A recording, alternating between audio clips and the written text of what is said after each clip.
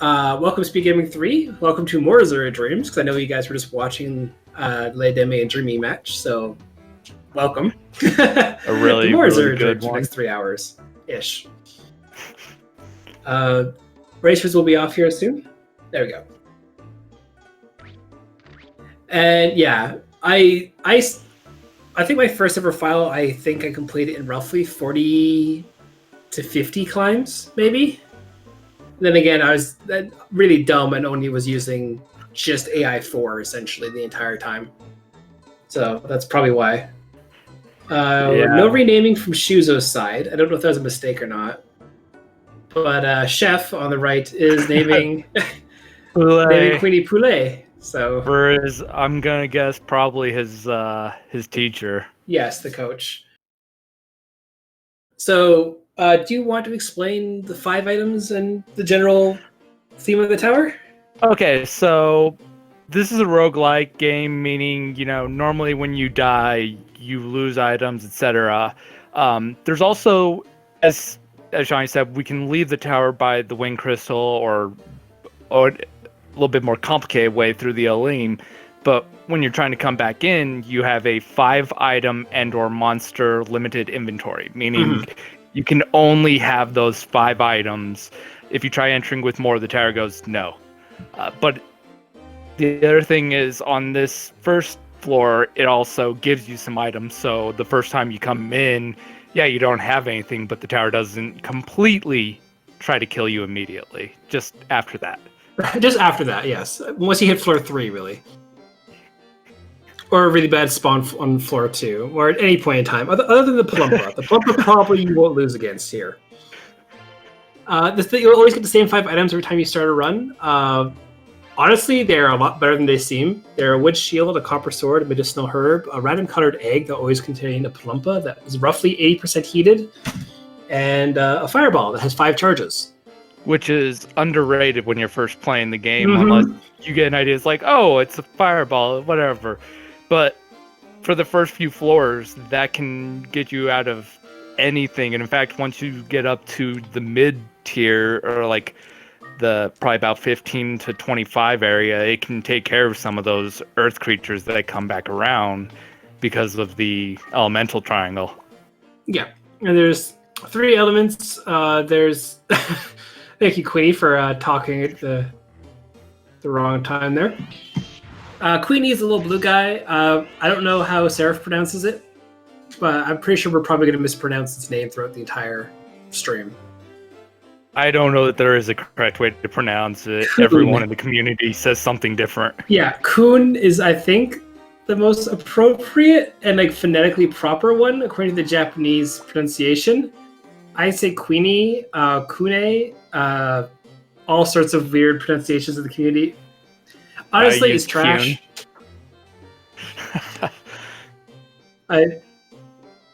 It's the running joke in the community for Shawnee, who... Yeah. Actually, I don't mind. I will say I actually don't mind Queenie as a familiar. Wand already. I just like it because if you were to take trash out of the bag, or put trash in the bag, or send trash home, that's the whole reason I do that. Which is what you do higher up. Yes. Yes, Sanda, yeah, you also pronounce it different. Everyone pronounces it differently. As well as the Minivas versus Minovas. I think we can understand that noise is noise. I think that's a pretty standard one. I say Belrong instead of Belrong, I think, or I can't remember how that's pronounced, but we have a wing crystal, so we do have an option to leave the tower if things get dicey. The game actually doesn't normally give you a wing crystal. Yeah, and also we should also explain as well is both runners are running on the de-randomizing randomizer, so that means the towers are going to be exactly the same.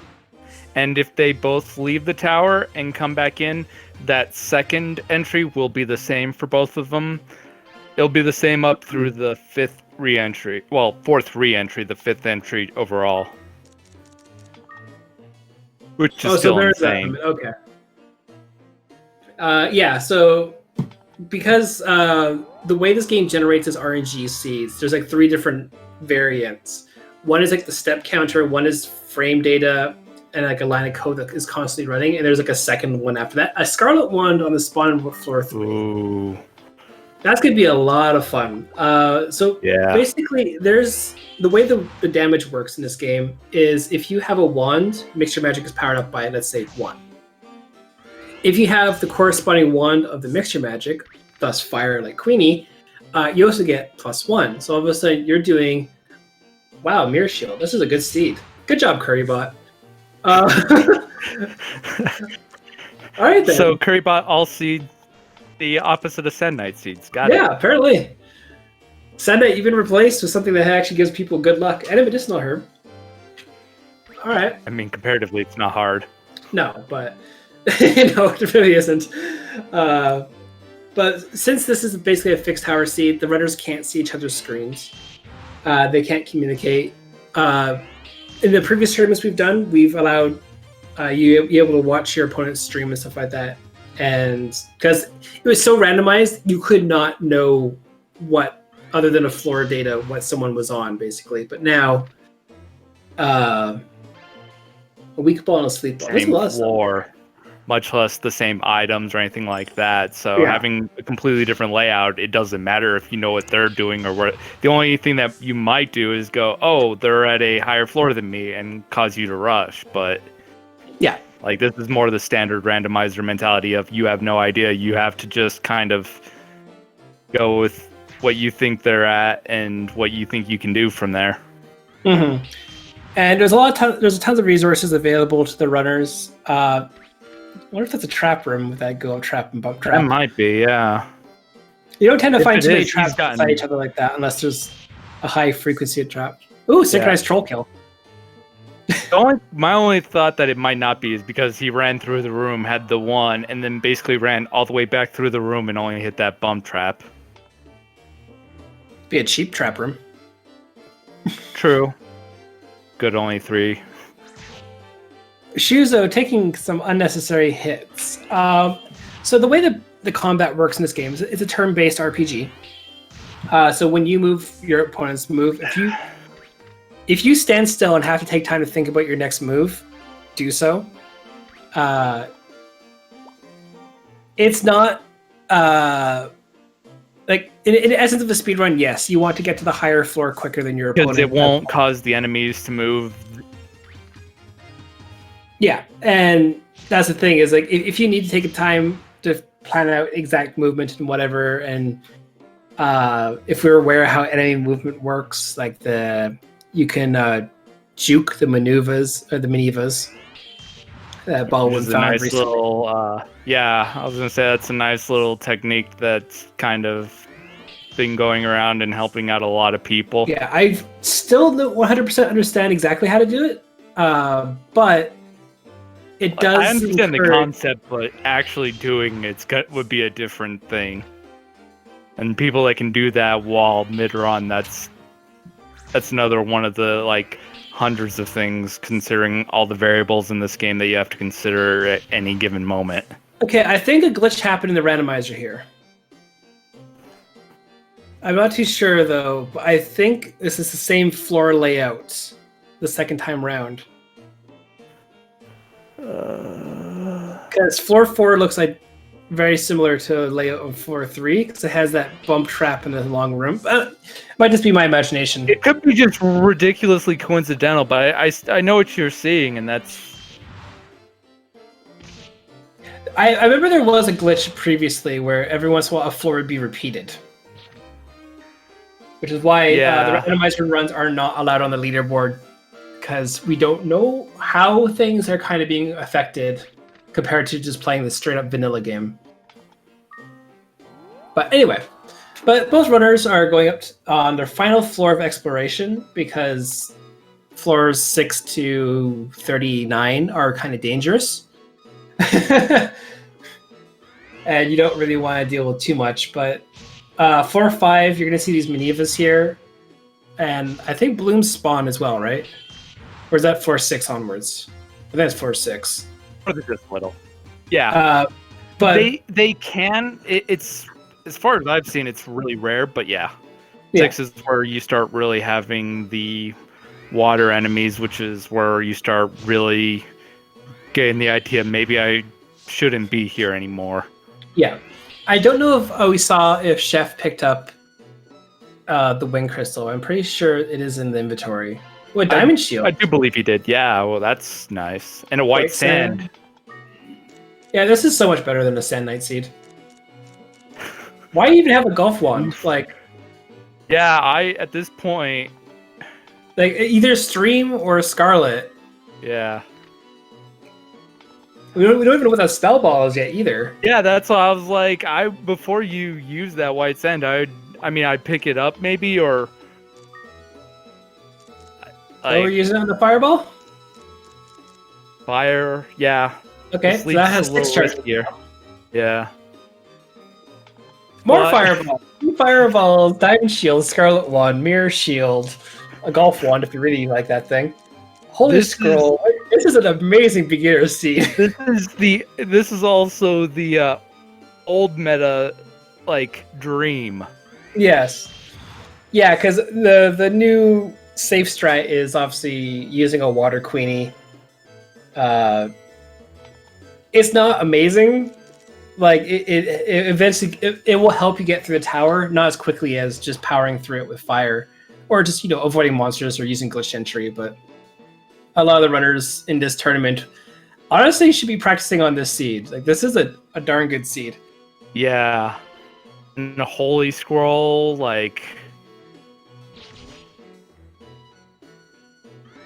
Sorry, Sand Knight, but we had to blame you.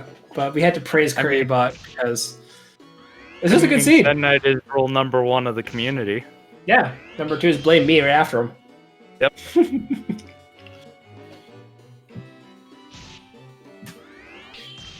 Although, looking at both runners right now, they're relatively on even pace. Yeah. They're taking their time, exploring floor 5 as much as possible. I know, like they did with the first 4. First 5 are the ones that are the safest to look around, get items, and from what we saw, the items that they picked up are definitely going to help them in the climb. And nothing else. If Chef manages to pick up the 3 fireballs as well, like you're just great. Like you can just start blasting. Yeah. Which I made an applicable meme for the community, and it's very, very, very. There's very few safety nets in this game than having 2 fireballs at the start of the run, because you feel amazing after that. And there's the white sand as well on. Yeah. So the big reason why we're emphasizing the magic as opposed to just attacking is the fact that the magic does 4 times your level. So being level 5 or level 6, it would be doing 20 or 24 level damage, which for most of these monsters just straight up destroy them. Even once you get to the higher floors, that still makes a major difference. Yeah, I'm wondering if what Queenie's HP is on Shuzo's side, because it has taken quite a few hits. Yeah, I was gonna say it's gotta be getting low. It definitely has to have that's a very bad run spawn, and they're both on floor 6 right now. But okay, so Shuzo made it out of that, but I'm actually very curious on what the HP of Queenie is right now, because that's, if it wasn't for that diamond shield, I'm pretty sure that would require more spells. Yeah. Oh, Chef just walking straight ahead to take the damage, protecting Queenie. He does kind of the opposite. Whereas Shuzo was like, yeah, Queenie can take a couple of hits. Chef goes, no. This is protect my Queenie. Yeah. Yeah, the thing is with Queenie is, with mixture magic, you do a quite considerable amount more damage than you're normally accustomed to doing with a sword, unless it's plus by a lot. Even that, eventually the defense doesn't matter. Oh, hello, goodbye, egg.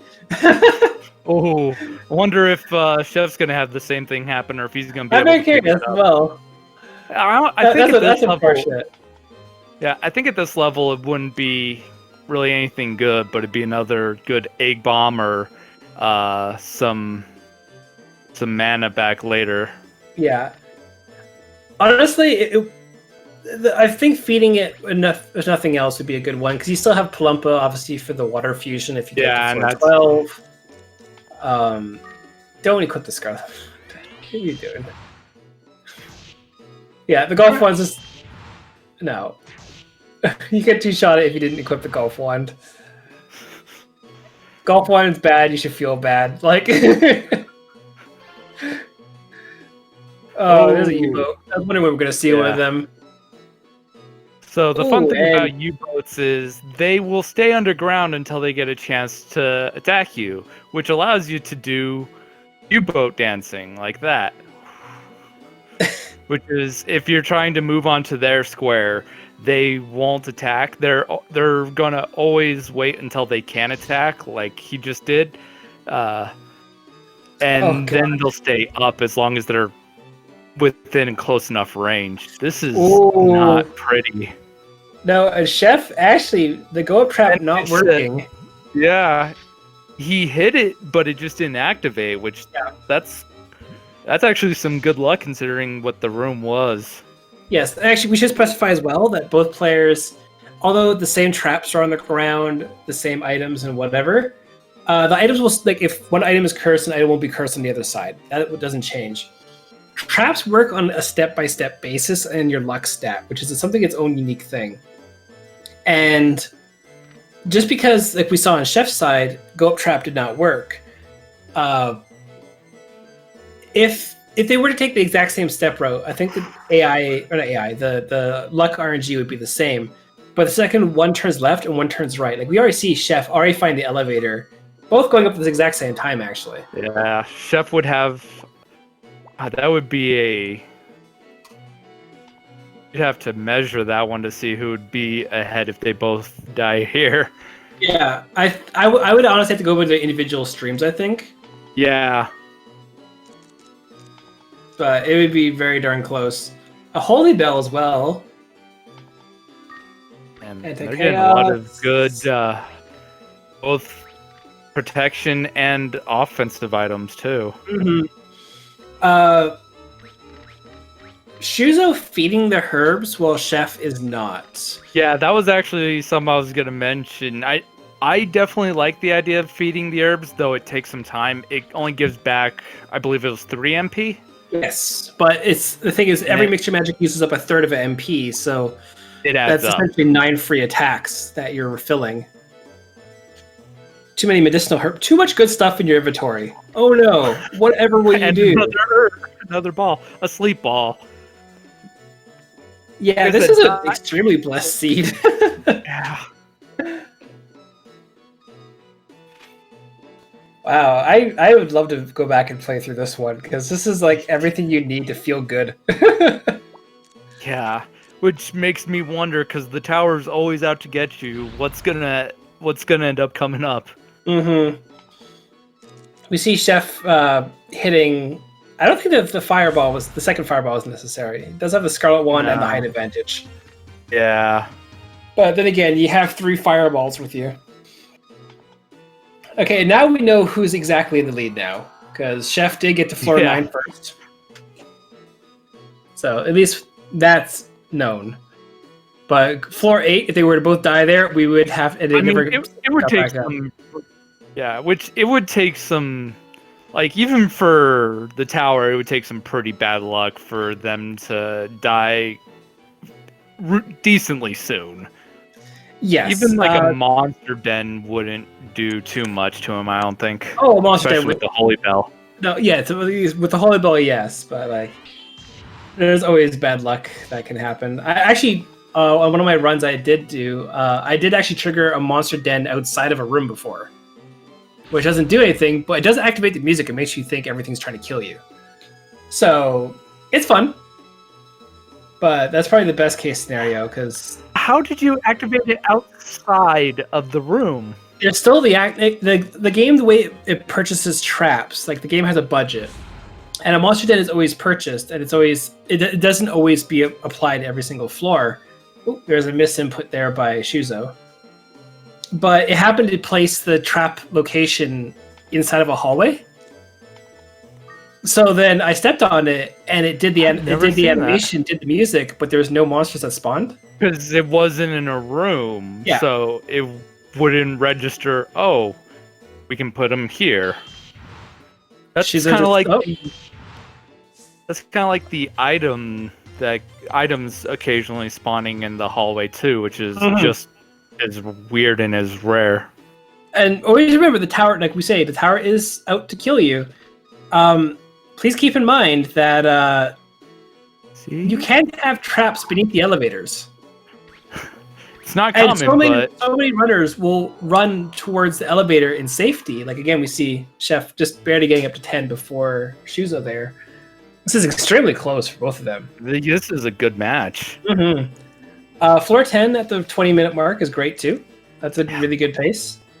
Oh, that's familiar bro. You definitely want that. Get rid of that golf wand. Just get rid of that golf wand. Yeah. The big thing about the familiar bell is it'll pull your familiar wherever it is on the map to you, which is important if they hit a warp trap, because that can quite often be a death sentence right there. Yes. But yeah, I was hoping we're gonna get to see it attacking the Dreamin'. Yeah, Chef actually using the Dreamin' as a shield between the troll and Ko, the player, and it's good. But you're still gonna kill the Dreamin' first. You're still gonna get a shot, so you're still gonna take a hit no matter what. But it's funny to see it. But if the troll were to miss the Dreamin', it would still shoot Ko. So it's not like you're completely safe. Yeah, which if. Like in the case that both of these runners, they have him behind them, if the troll were to shoot you face forward and you dodge, it can still hit your familiar. Which is one of those weird things every now and then where you don't take into account. I won't name names, but one of our runners in a previous tournament actually did lose a match because Queenie dodged the crossbow bolts. And ended up taking the amount of damage just needed to die because Queen didn't want to get shot, and Ko died, and that was the match end, and it was great. And I laughed because I was commentating it. Bad luck comes in all forms. That's one of those oof, and yet it's still funny. Yeah. We also had another runner who may or may not be the same person who is a curling champion in this game. There's a monster named Glacier in the tower, and 37 squares, I think, was the record of being shot by a glacier. It was amazing. Nice curling, yeah. There's a lot of weird things that can really get you killed in this game. But I won't name names at all, no. I mean, we've all had something weird that's just that shouldn't have happened to us. Speaking of, we should make CurryBot be able to do exclamation point curling. Make it come up with the Twitch highlight. I like it. Okay, Hextree on that later.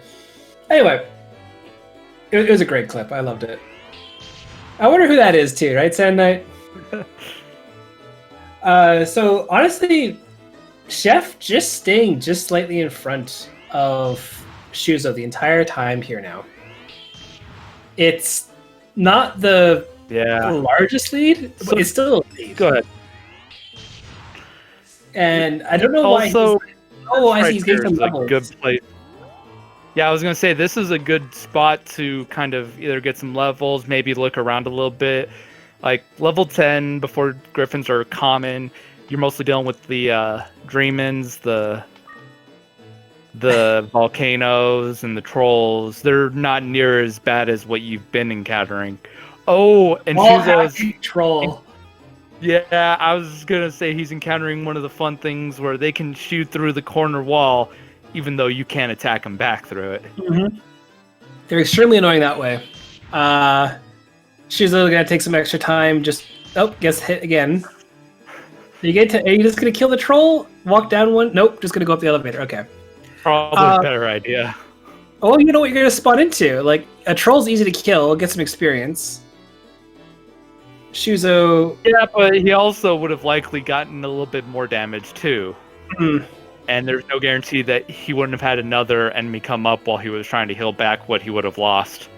It's always a risk no matter what you do, and with this tower there's no good answer. Yeah. Although we do see so Chef is on floor 12. This is the one floor they want to take a break and explore on if they want to do the water strats easily. I'm pretty sure of all the great stuff they picked up, they never actually did end up picking up. I checked the wand if it is a stream wand. Oh, there's a blue collar in a hole there. There we go.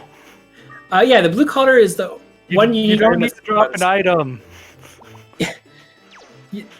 Okay, you're fine. If you change your AI back, you should. Okay, he's very lucky.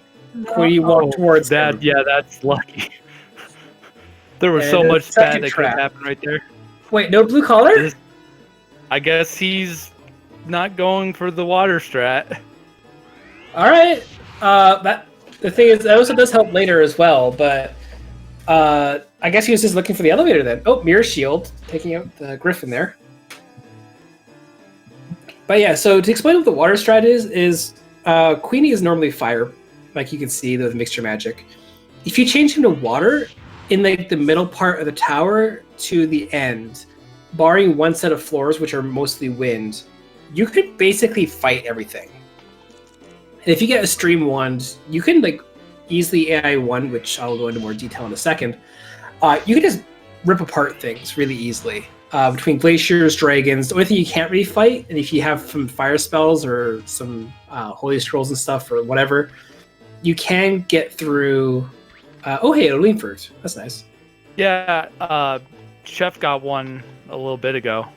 That's the second. And Shuzo just taking out the griffin before it wakes up. Smart decision. Yeah.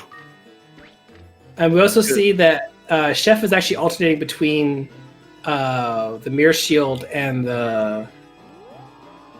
Oh, there's a rust trap. The mirror shield trap is. He's not. Shuzo. I was gonna say, is he not going for it either? All I hope is Chef meant to pick it or didn't mean to pick it up and it will ignore it. But I really hope that it wasn't just kind of flustered and then saw it and then thought he picked it up for later. Because I know some runners have done that before where they think they have it, they go to hatch the Palumpa egg, and it's oops, you can't do anything anymore. I hope it's not one of those things. Although he's still holding on to that golf one. That's actually bugging. Yes, get rid of it. Yes, goodbye golf one. It's just one of those things where maybe he thought, oh, you have to hold, it takes up an inventory slot like almost every other important item, not key item, but important item that you need for different quests. Mm-hmm. But it doesn't, so... Yeah, it's just a good... As long as you walk on it, it picks up and automatically makes it available to use. It's not something you have to have in your inventory, like the Hazakirg or fruit. And in this scenario or this tournament where you can re-enter the tower, that's also useful because it doesn't go away if you die or use the wind crystal, and it doesn't count towards that 5-item limit to get into the tower, just like it doesn't show up in the inventory. Yeah, and there's also hello Kraken on both sides. Yeah, in front of one of them. Lean fruit. Yeah. One taking the get out of jail free card, the other one just using a fireball. Yeah. They are extremely annoying to fight and deal with. They are way stronger than they should be for this floor, and I don't know anyone who actually enjoys them in general. They're horrible. And you can see on Chef's side just duking it out. You're half dead. If there's two of them, you're probably gonna die. And he's also having an advantageous position where he's using a wand. If you're using any sword, or I think the is it the money or trained wand? Trained wand. If you attack with it, they will actually zap you back because you're using a metal item on an electric creature. Yes, and it's their special trait. A lot of monsters do have special traits in this game. Oh no, Shuzo! I saw that. I am so sorry. I was gonna say Shuzo's going to throw the Olim fruit at the griffin. He placed it at his feet as he took the final hit. That's an easy mispress. Yeah. So all those wonderful items they both had. Shuzo's gonna really hope that the second season is more generous of just pure go-up traps and everything. Cause yeah, this is gonna get very scary very quickly here. I'm glad Shuzo knew to come in here and pick up CUNY, which is the only thing that you actually still maintain in that situation of dying. Yeah. If Shuzo were to use a wing crystal instead of a Leem fruit, Shuzo would be able to come back here, have the entire inventory. You can sell stuff, take 5 items in, like Sarah pointed out before. But since Shuzo died in the tower, you lose all your stuff, but Queenie stays the same level that it was. So now Shuzo will be able to go through a little bit more. Which is how in the casual play. And honestly, another Blaze Ball on Chef's side, so there's just nothing but fire spells. Actually, and sleep spells as well, because I think they have 2 or 3 sleep balls as well. Yeah. Well, yeah, they came across 2. I think they each just went with the original. Yeah. So, and now he has a CC, but he didn't. Well, that would have negated needing the. Well, no, because you would have. Yeah, he would have had to fuse it. But either way, that's still one of those, like, obviously not going with the water strat. So a lot of monsters in that room. They're all sleeping, so Chef is going to just go the opposite way. But then Chef will also realize this is a 2-room floor. There is no other way. So you just got to start blasting. And this would be the one situation I would be curious to see the Garuda's ability used on Cune, just to see the odds of it actually teleporting right back to right next to you. Mm-hmm. So I explained or said before, there's a strat called AI1. AI1 is basically when you change forcefully the AI of Queenie. There's 5 of them, AI1 to AI5. 2 is just follow, 3 is mixture magic is what Queenie is on for both of them right now. 4 is attack directly, which means Queenie will actually go and walk towards and then hit things and not use mixture magic at all. And 5 means basically use all your abilities you possibly can, waste all your MP, be really annoying. Rotating the camera, yes, Boo Cactus. What's Chef doing? So Chef is actually taking quite a bit of damage here as well. These types of floors are really bad because the monsters spawn away from you and you constantly have to walk towards them.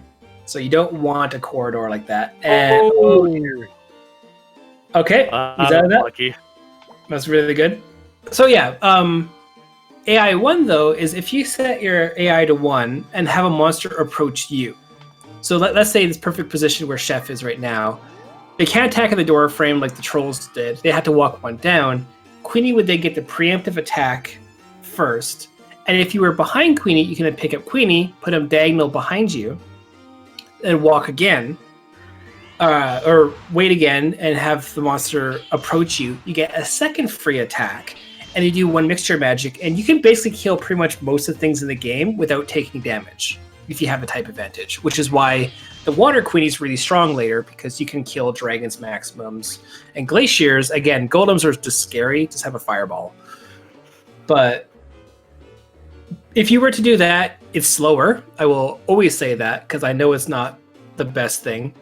But it is technically safer to do for a lot of new runners. And they should, I would recommend most new runners should always...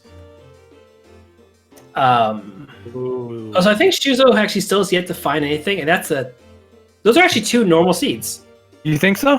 The mini map did not change away from blue. Yeah, I didn't catch that. No! Oh no! Okay, we gotta switch the audio quickly. Leave that room. Okay, we don't get to hear this music very often. This is a Monster Day music. So, here we go. So on Chef's side, using Yeah, that's going to be 2 Medivh hits. That's a lot of damage. Hopefully a Holy Scroll right after. Or not Holy Scroll, but a Holy Bell to do that. Shuzo's going to have to just make Queenie go nuts here. It'd actually be better if... oh, what are you doing? Oh, I see. Okay. Shuzo's just wanting to kill everything and get experience. It's a little risky, but it could pay off. It could pay off. 28 damage. It could survive 2. Honestly, I would just... If I would have taken those hits, I just would have used the Holy Bell and just left. Because then you would just pick up Queenie so they couldn't attack him. Although Shuzo will be getting a lot of experience here. So, but yeah, you don't get his music very often, but when this happens and you just realize that all these monsters are now spawned on the floor, this is what the game basically can just do to you. And these enemies are easy to kill. Other enemies are not easy to kill, and they will murder you. Because if this was a room full of killers or a room full of glaciers, it's the worst.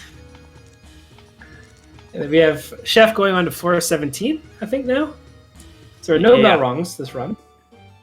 Head back to the... At least not yet. Yeah, and I think that's a one-shot, yeah. So Chef having a great time with the Scarlet Wand. Again, I don't think Shuzo has... Oh my god, how many more monsters can there possibly be around Shuzo at this point? But Shuzo has not found a shield. It has not found a new wand yet at all. So it's just doing basically punching damage with mixture magic. He's... I guess if it's working, it's working, but... It's a lot of time to dedicate. Yeah. Basically not a lot of experience, because the higher level you are the monsters, like initially when you're level 1, trolls will give you 8 experience, and when you're a higher level, they will give you 4. And that's because you're a lower level. Shuzo's gained so much experience from that one particular room that they're like the 50 experience, let's say, by that entire room. A couple trolls on like floor 10 will give you like 120 or something. So like you're gonna get that experience back very easily. That's why the early floors are great to kind of explore and ignore, really, for the most part. You don't even really need your first couple levels. Yeah. That's a lot of damage. Well, you need the first level. That's the important one, but Shuzo's highest floor, I believe, was 13 before offering the Olim fruit to the god. Before it was 13. Yeah. I meant to explain that as well. It was quite unfortunate. When you try to pick up an item and throw it, you hold down circle and then push X, and Poulet is unable to fight. Sorry, just to point that out on Chef's side. And Chef is taking a good long look at what's happening. Because that was a miscalculation or something, because... Yeah. That's going to be a couple spells to get rid of the spider.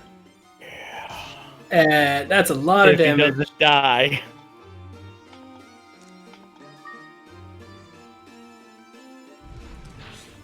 Okay, and then I think there's still medicinal herb in the inventory, and I think Chef is going to definitely have to look for a restore scroll, and that's just chance at that point. If you find one, all the better. As weird as it is to say, that may have actually given Shuzo a chance to get back in it in a little bit more of a long term, because that puts Jeff in a much more vulnerable spot, and if he doesn't make it up too much higher, but Shuzo's able to catch up and pass that, he'll end up taking the lead and winning. A Blizzard Sword, that's not bad. Oh, and the pickets are surrounding Chef right now. So, like we were saying before, the tower's out to kill you. Good items. You now have a wand with no mixture magic, so you're kind of... Oh. Are you doing the... Nice idea, but... Yeah, it's... You have to be standing on it. Yeah. It'll be good for this one, but... Yes. There you go. That steals the Peter fruit beneath your feet. A good demonstration of that tech. Oh, hey, there's a spider coming. And another sleeping picket. This is. This went from. Oh. Okay, I was gonna All say. right, cool. All the luck. This went from looking pretty good with all the items to. Ooh. Not so good. Also, we're in Viper Town. Yep. I hate this place. I like it because if you're level 17, which I normally am at this point, I can actually. Oh, okay. We have a. Don't try to kill it. The Viper's gonna say no. Just leave. No. Don't fight. So the big issue. We mentioned we call it Viper Town because of that enemy following him there. It's not only a strong creature, it will crit really easily, and it can take you down in one shot easily, even at decent levels for this floor. Yeah. The Tubman Fruit disabling the Wee Dog. There's so many things that I still kiss. Yes, pretty much. Took a crit really, but yeah. Pokemon players know what's up. Also, there's a monster later called Killer that has a disgustingly high. Its natural hidden ability is to crit, and it is just the worst. You saw the elevator? Oh. Okay, in this situation, if it weren't for the fact that the elevator was right there with the two enemies coming, I might have stepped back on it and activated it manually. Yeah, you can always reuse traps by using the feet command when you're standing on top of something. You're gonna have to take a hit, or you're gonna have to use sleep and deal. Okay, are you gonna take a hit? That's risky. What's gonna happen, Chef? Or Maaf? However you... Yeah, I feel like the sleep ball is the better choice. There's no guarantee he'll stay asleep for past the one turn, but that's all I needed was just the one turn.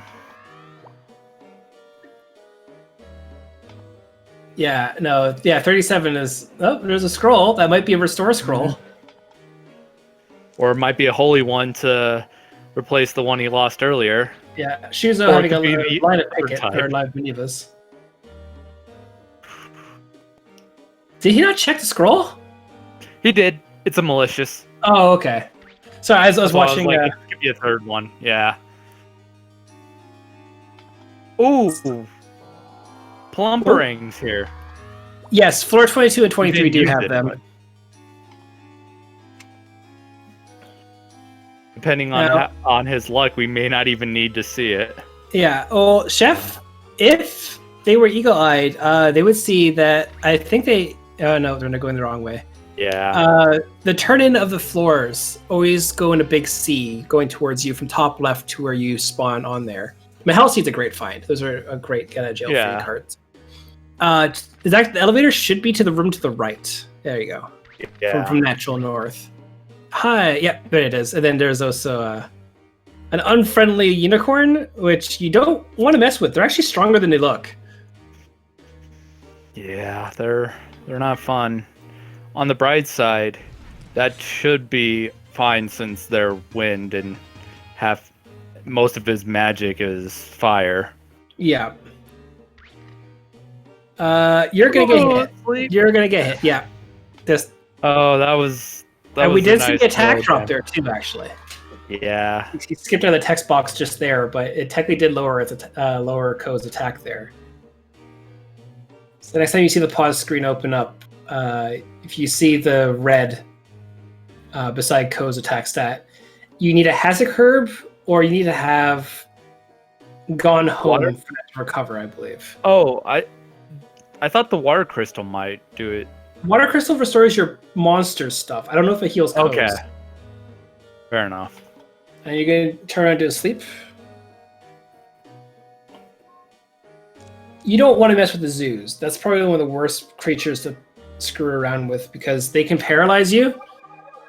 And if they paralyze you, you are extremely, extremely as bad as most of the other status effects are, paralyze and sleep are the two worst ones to be inflicted with.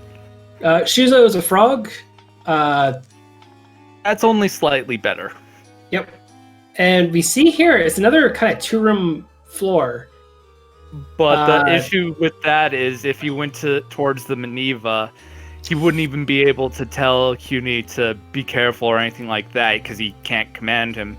And it would straight out go for the Maneva, and it might not survive that. This is not a good position for Chef to be in. Like I said before, you can take all the time in the world to sit and think out your next move, but there's a sleeping zoo and a sleeping viper now over there, and a block which can paralyze you. But he does have a mirror shield, an ice rock. That's a good call. So he has to get some decent rolls. One more. Nope, that one's still hitting him. Yeah. And there we go. The ice rock is not guaranteed, or so the wall of ice is not guaranteed to always draw aggression. It's likely, but it's not every time. Yes. I don't know what the actual percentages are for having a higher attack, but with 14 minutes left in the match, Chef does have a very outstanding lead right now. Oh, and Shuzo went down again there. Yeah. It's not impossible. Yeah. The difficulty of this game, if you don't have your first 5 starting items to go back in the tower, will hurt you. Yeah. Because you need those 5 items. Like we said before, like, fireball, it's like you have 5 uses and pew pew pew, you're done. If you don't have that stuff, it's really hard to survive. Like, really, really hard. What are you going to do here? You can do a Mahel Seed and flee. That's what I would probably do. Take the hit, hopefully not get paralyzed. Ice Rock Ball, okay. Walk away one. Yep. And then I was going to Mahel, because that's going to break soon. Oh, never mind. He's being an idiot. Shuzo grabbing Queenie, going out again. Not talking to Mum for the pita fruit. Just going to try and sprint up the tower as fast as possible. That's a nice thing, especially for casual play, is you can always talk to the mom for a pita fruit. I think she starts giving you a giant pita fruit after a while. No? No. It's always a pita fruit. The one time you can get a big pita fruit, oh, he's a frog, is when you fix the windmills for the first time. That's it, right. No one wants to be a frog. Ooh, and the stealth. Yay. Yeah, the other thing is stealths can actually be invisible before you find them, and they find you. So if you randomly slow down when you're running on these floors, you're in front of a stealth, or a stealth is behind you, or somewhere. And if you set your enemy or your AI to 1 for Queenie, Queenie will actually always target them. You always know where they are. So if you suspect it, you can. They can spawn invisible as well. That's even better. Oh, there you go. Thank you for the demonstration there, Stealth. Yep. Probably the best thing, I was going to say, best thing to do would be that, but you don't know which exit the Stealth just took. It's in front of him. He couldn't walk there briefly, I think. Yeah, if there's a stealth that's invisible and you try moving into it, if you keep holding it, you can push, which you can do with most monsters. Like you have a chance. It's no guarantee. Mm-hmm. But if you don't, like, if a simple press, you're not able to move, then there's probably a stealth right there. We see Shuzo just going through floor 1 again. Floor 1 on re-entries are... Now what's happening here? Oh, I see. Chef wanting to buy some extra time. Yeah, there you go. Suspecting a stealth is following him. The sleep ball, that's really good. You can walk onto items without using them by holding down the circle button. Also, if you actually want to do, there's a weird little trick that I do that I don't think I've actually ever told the community. But let's say you're holding the empty blaze ball in your hand. if you use your feet and then pick up the sleep ball, and then use the sleep ball from your inventory, you'll drop the blaze ball without costing a turn and using the sleep ball. I heard one or two other people in the community mention that too. Yeah, but it's still there's pickup, but it's also doing essentially a free end at. Let me guess. Yeah, cool. Ooh. You do not mess around with zoos. Is he gonna be able to? Is that ice block gonna save him? No. Nope. And here's how long paralysis lasts. Oh, the game hates everyone.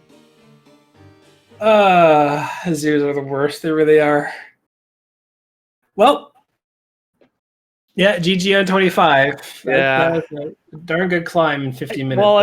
Well, it's not impossible for Shuzo to get up that high. It would take the best elevator luck I think anyone has ever seen. Yes, because that would be 9.5 minutes of pure elevators. So I think, well, I don't know. I'll message Shuzo and just see if they want to keep going. Yeah.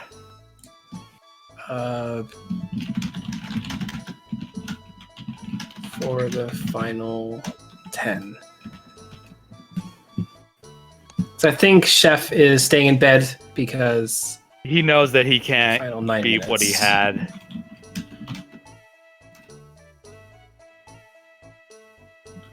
You have to beat 425.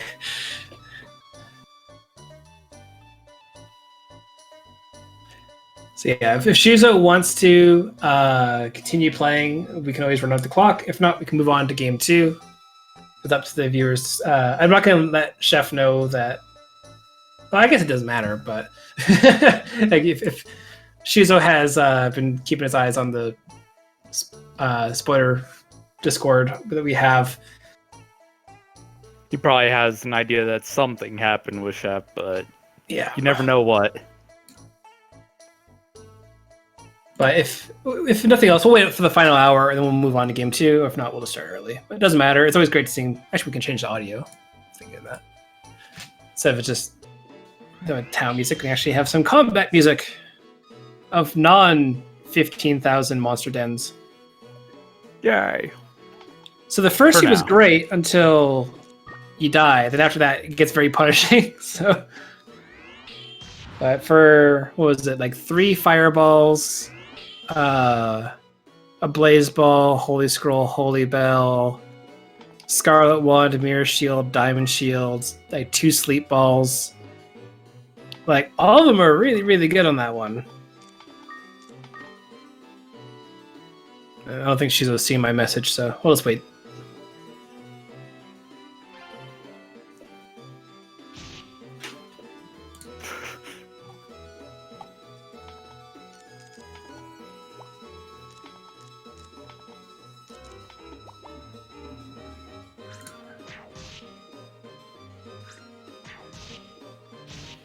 So this is the annoying thing with Queenie's like auto hit is it may not. Queenie will not target the thing he's been working on for a while. If something new moves in there, yeah, it's like I'm gonna target the bloom now. It's like no, finish the first monster. It's like, nah, don't worry. Keep attack. No. Stop! He's not already dead. I mean, that's not exclusive to him. All familiars do that. It's just more you see that with him because of the fact that you have him, so it's more easy to catch it, and it feels more often. Yeah, like, and outside that, it feels more often. Shuzo has a fire sword. This does power up, like I said before, like with the mixture magic. You have the fire, like the same type attack bonus like you have in Pokemon. You also get +5 attack power. You just don't get the wand bonus, so you don't get another multiplication factor, basically. Although that is another mirror shield.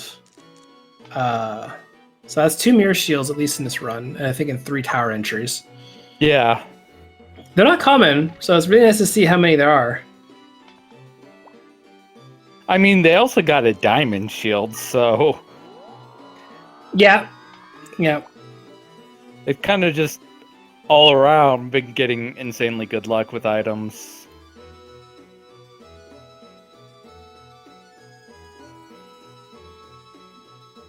Although that little mine and monster train. I mean, he got out of it for now. And then there's the second Minerva. Commentator's curse, my bad. Yeah, exactly the time of it. Also, if Chef is going to load up second seed, it'd be 7649 for the seed number. Okay, so I forget to credit other times or before. The de-randomizing randomizer was made by a programmer. He's figured out how to basically break this game open, and we've had so much fun with. So and that was the credit to them. Yeah, that was the feat. The things that he's told us that he found is insane. There's an entire second tower that nobody knew about that was hidden. He's found things in this game that just did not really seem to make any sense. He's actually the reason why the water strat actually became considered viable. Yep, he also broke book list by telling everyone that VSync is a thing as well. Because he could just casually said in a conversation, like, well, I found something which is kind of useless for any percent. I'm like, not for book lists. So, we have a lot of different categories. We have 100% book list. We have also categories where you can race up to certain floors, 10, 20, and 30. Any percent grounded for now. I think we're still working on splitting the leaderboards or doing whatever. Things kind of got... I've been on vacation for a bit away from the Discord because my anniversary, or my wedding anniversary. But I'm pretty sure we're supposed to split the leaderboards now, I think, because Garuda's too broken. I think that was what we discovered. I think it beat the previous one by, minutes, which that may not seem like a lot, but when you're talking 20, 30 minutes, that's a massive difference. It was 31 something was, I think, Baldwin's second place time, and the new world record with using Garuda was 24 minutes even. Yeah, I knew it was something like 7-8 minutes, and that's just ridiculous. Yeah. Although I think now our leaderboard has been completely cleared in every single category within a year. So that's something. Ooh, yeah. But a U-boat. If you pick up the lead, there's a chance the U-boat will actually go the opposite way. Yeah, I was gonna say. Because they're only aggroed while you're inside the room, or if Queenie's inside the room. Ah, the sleep-poisoned monster. Yeah, but when it takes damage, it increases the chance that it'll wake up. Yeah. All it did was save it from one attack.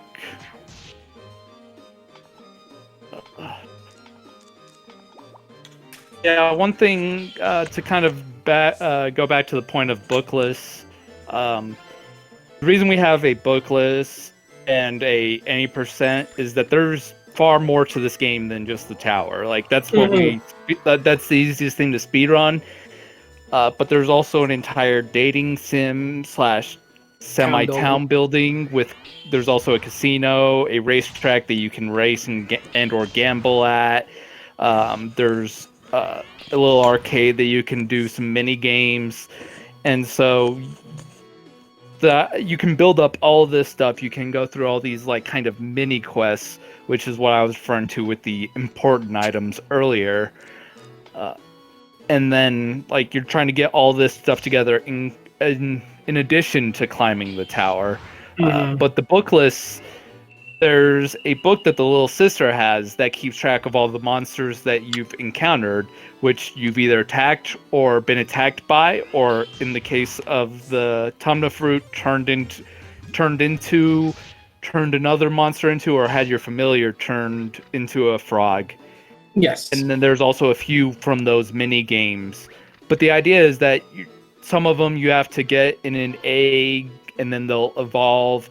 And so there's a lot of monsters that take a lot of time to fill out the whole thing, and it's just a long slog just to do all of it. So we have split up where you're doing it where you're building up all the stuff that's not involving getting all the monsters from the book, and then one that's including that. Yeah, because the RNG needed, like you have to find eggs. The eggs have percentages, and then certain monsters evolve. So the block, the unicorn, griffin, you have to find the pre-evolution, or you have to find the dragon egg essentially to get the kid. And like all, and there's a couple other ones I'm missing. Flame evolves. Like there's there's so many monsters, and to find all of them in a decent time is just horrible. You actually have to use quite a few glitches. And time. Yep.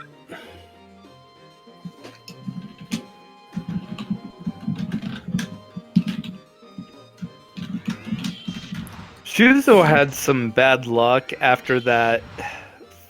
Basically, after the failed sacrifice to the Oline gods. Yeah, and again, the misinputs happen all the time. I know, and I'm not going to name names because I can, but I know quite a few other runners. I also say myself included. One input can end your run, just straight up. Like at that point, he had 7 HP left. It obviously was like you get hit and you're gone. But like in one of my cases for one of my runs I did recently is I did one misstep near a zoo, got paralyzed and died. And then I was a little bit tilted during that run. I ended up doing a miss move and then dying to a killer. And I just reset the entire run. I'm like, no, I'm done. Like that's just bad. Yeah. No, and it can even be like this game is one move away from death at any given time. It can really be anything.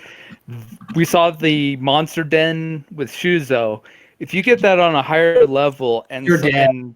Yeah, and the other person doesn't, like they stop one square before that and go the opposite direction, that may be what does the entire match. I won a match just because there was an egg in a room. I picked up the egg and then went directly backwards, and my opponent took one step forward and set off a monster den. So if I had even stepped one step forward, they could have possibly won. It's that at any given time, you're that close to having your run just be done. Both of them having a good laugh about the endings. 7649. That's the right one. And then 7649. Yep. Yeah, no, Shuzo is very much aware of the offering to the Griffin did not pay off. And Chef is more than willing to make fun of his loss of CUNY. Yeah, I actually did not see how that happened. I'd have to actually go back and watch it. But he says it's like he wants to try to have a perfect pet non-death tournament. And it's honestly like I remember, again, I can keep naming names, but I won't. But there was a particular runner who was notorious for using a fireball while holding Queenie. The Queenie would put down in front of you, then you use a fireball, you just nuke your own pet. Don't do that.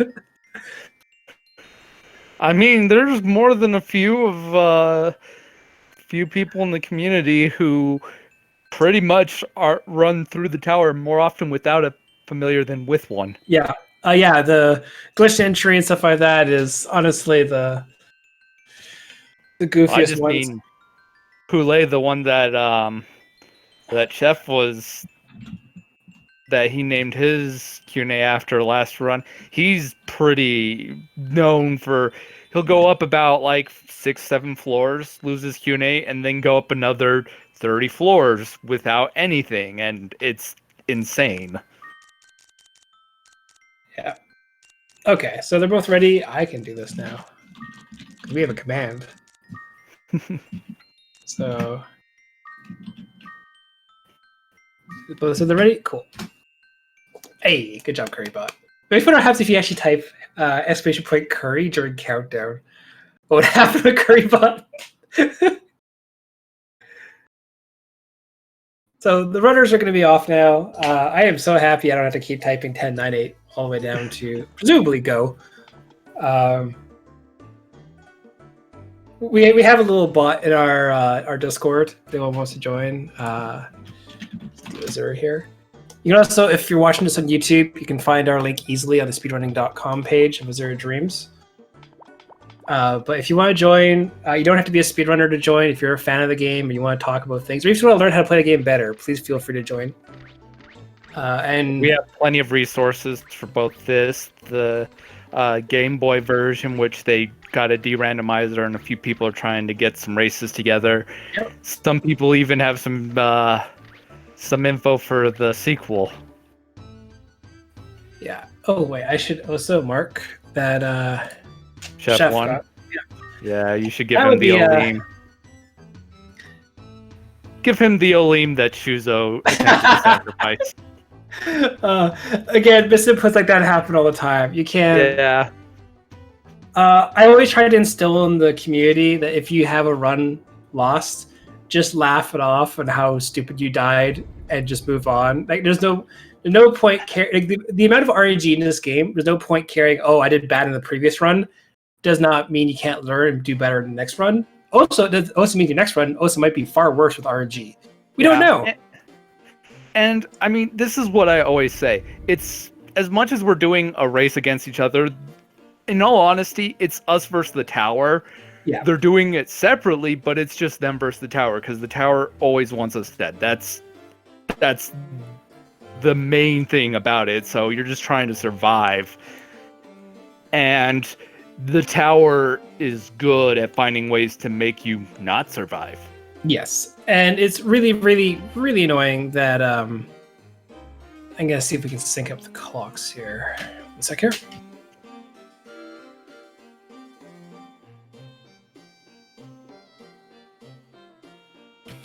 Hello, Razor for them, good. So yeah, basically when it comes down to it, we're gonna have possibly the timer just resyncs very briefly here. I think there's just a little bit of a stream delay or something like that. It'll be easier to commentate when both timers have been synced. So Shuzo's side will probably pause for a second. Anyway, same 5 items in describing the Stars Tournament. This is Azure Dreams. It's a roguelike game for anyone who's new here. This is the Stars Tournament, which is kind of an opportunity for newer players to get involved in doing races instead of coming across a double elimination tournament against a world champion. Hi, Wooga, if you're listening later. Night. Yeah. And we don't want people to like 2 games and they're out. This is a round robin for the first part, and then we'll be moving on for who has the highest win ratio to do an elimination tournament afterwards. We see Shuzo skipping some text boxes here. There's 2 prompts in front of it. It saves you a little bit of time. If you do it really effectively, you save time. If not, just run forward. It's not going to harm you. Because it's just, you see that trap that's there. And the elevator. Talks about it, and then he talks about the elevator once you get past that. Yeah, there's a lot of weird small time saves on floor 1. Technically, that text box that Chef hit is actually avoidable as well. If you were to walk down diagonal through the room entrance, you can ignore it. There's a lot of small things. Like you can normally get through this room roughly in 2.5 minutes from starting the game. So, but in another randomizer cases, we actually do just skip this. We have a fast tutorial floor where all 5 items on the floor are there, and then the elevator's right behind it because that's for when you're just that's for, like we said, that there's the ones that we don't allow on the leaderboards. That's one of the big cases because you're cutting out basically 2.5 minutes, getting what you would be getting otherwise, and then just going forward. Yeah, well, I would never move around with a chaos trap like that. That's swing that's a sword. risky. Might as well just go ahead and, I mean, with the Palumpa, it's not going to be too hazardous. With the other ones, you still might want to take the chance just to try and get that damage in before it gets more damage in. But honestly, like you're saying, guys.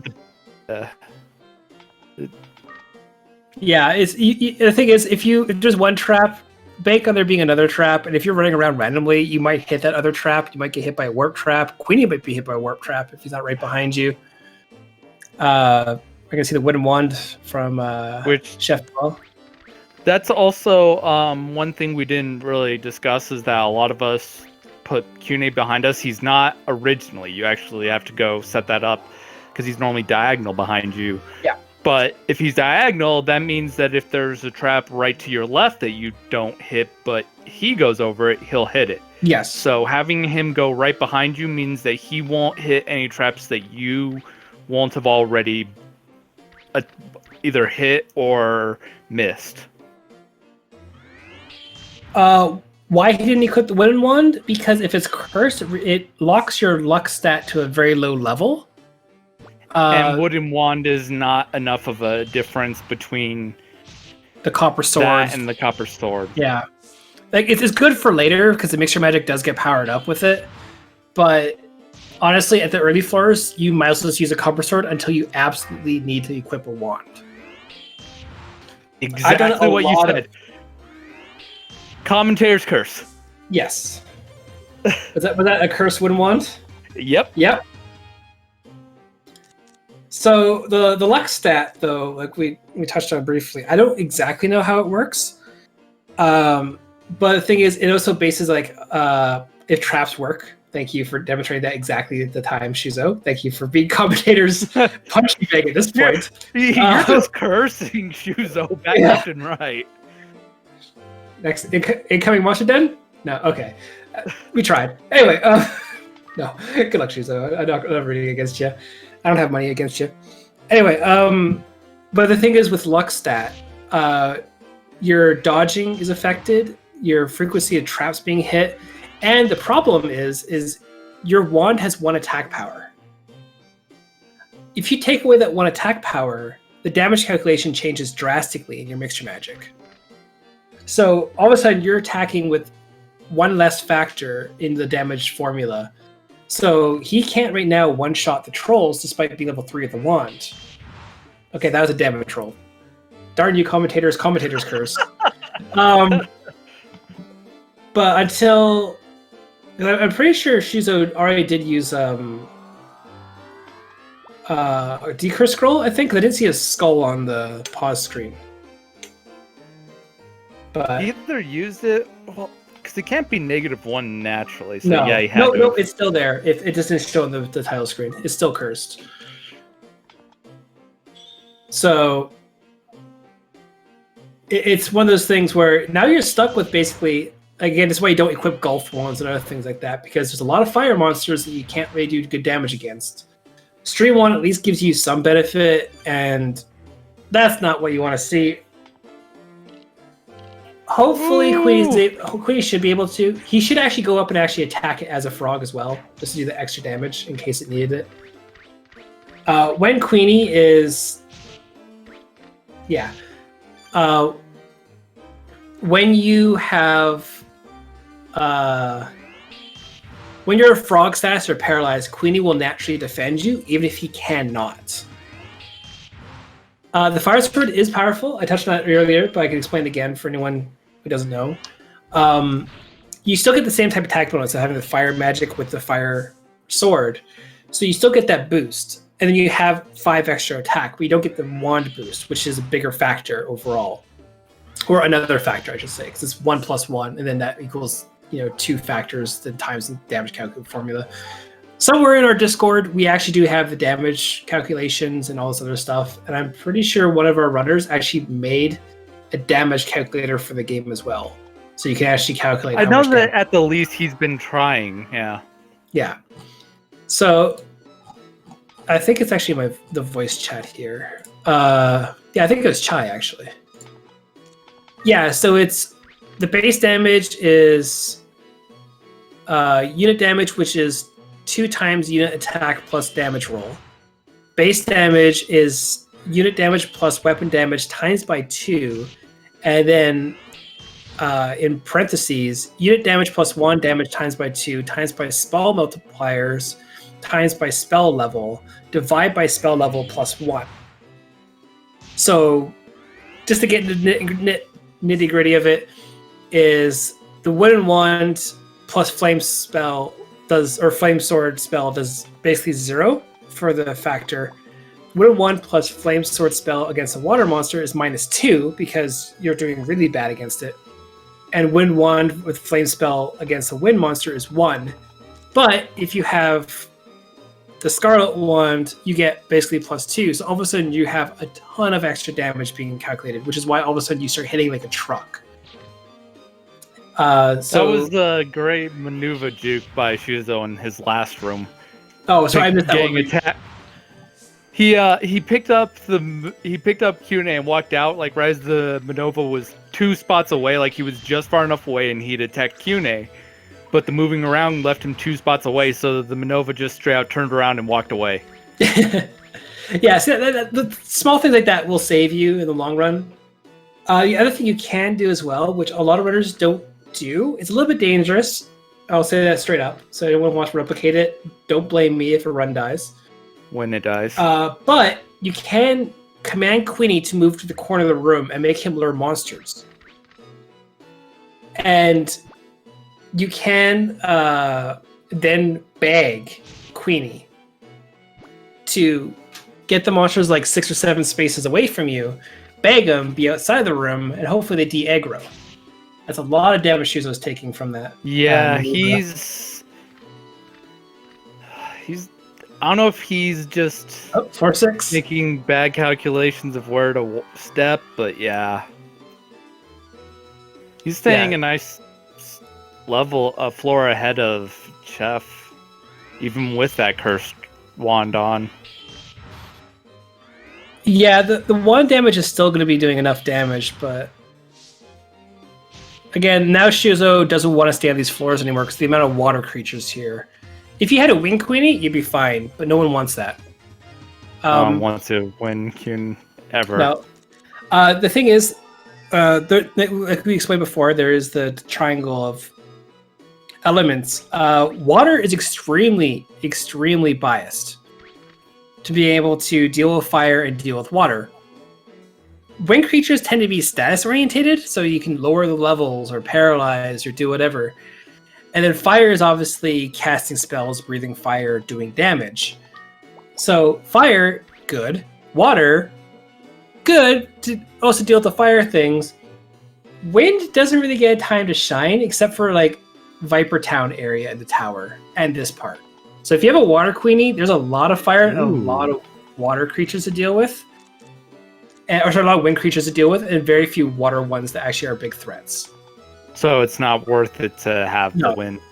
Yeah. That's why I was commenting before Shuzo should get rid of the Golf Wand, is if you were to transform the Golf, or to Queenie into a wind monster, you will have to do with the Griffins, the Trolls, Barongs, the other versions of the Trolls throughout the tower, and then you get an advantage on Vipers for a bit, so yay, but then everything wind, which is bulky, or generally bulky, you don't do extra damage on for being fire. So there's no real benefit to ever having a wind Queenie, really. Like, it's just not worth it in the grand scheme of things. And simultaneous kills on both sides from different floors. Yep. That's always nice to see. I was hoping that the live shield would reflect some damage, but as much as Programmer says it's 1 in 4, I do not believe that. I believe everything Programmer says. Except when he made me a seed, which ended up having to build a boss fight on it. Yes, I was commentating it, Razor. I hate you for that. That's what I want for a bookless run, and that's a 1 in 5,000 drop you found in a run that can't be put at the leaderboard. I dislike that. Johnny's frustration at that moment was great. Yeah, that's the 1 in 4,000. I'm sorry, but yeah, no, the bookless runs, you need to get money to do the town stuff, and you need to get 30,000. If you find a dark sword which is cursed, you get 50k off the bat, so you can start doing everything. Eventually, we'll grind for. Oh, we have an exit loop on Chef's side to find out where the darn elevator is on this floor. I think he's tired of fighting. Ooh, a lean fruit though, and that's a menu and a go up trap. Okay, bye. Goodbye. Oof. And because he entered the room from a different way, Shuzo actually got the Olim fruit, So because of the go up trap, Chef's a little ahead now. Ooh. Yeah, I was gonna say, do you?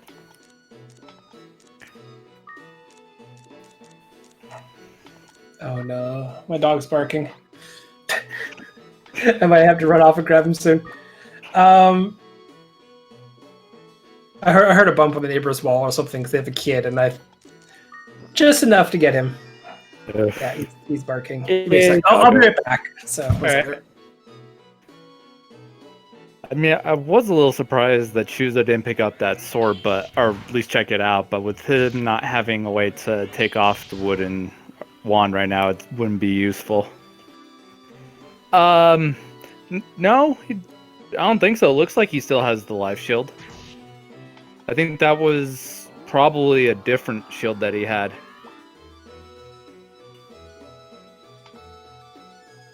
Yeah.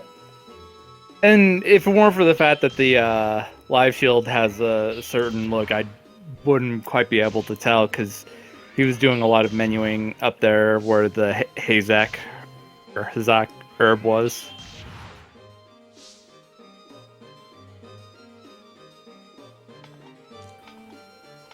Chef here trying to be a little cautious, see if he can't get away from that U-boat. Not exactly a great position to be in. Shuzo not exactly doing any better right now. Those U-boats. Oh, walking into a clown. I don't think we've really had to deal with the clown, so we haven't had to talk about their big thing. They hit pretty strong, but they also can de-level you, make it where you lose level, which can be a little dangerous. It's not always too bad though, and if you kill it or anything else, you'll get a level because it drops you down to one short of the level that you were.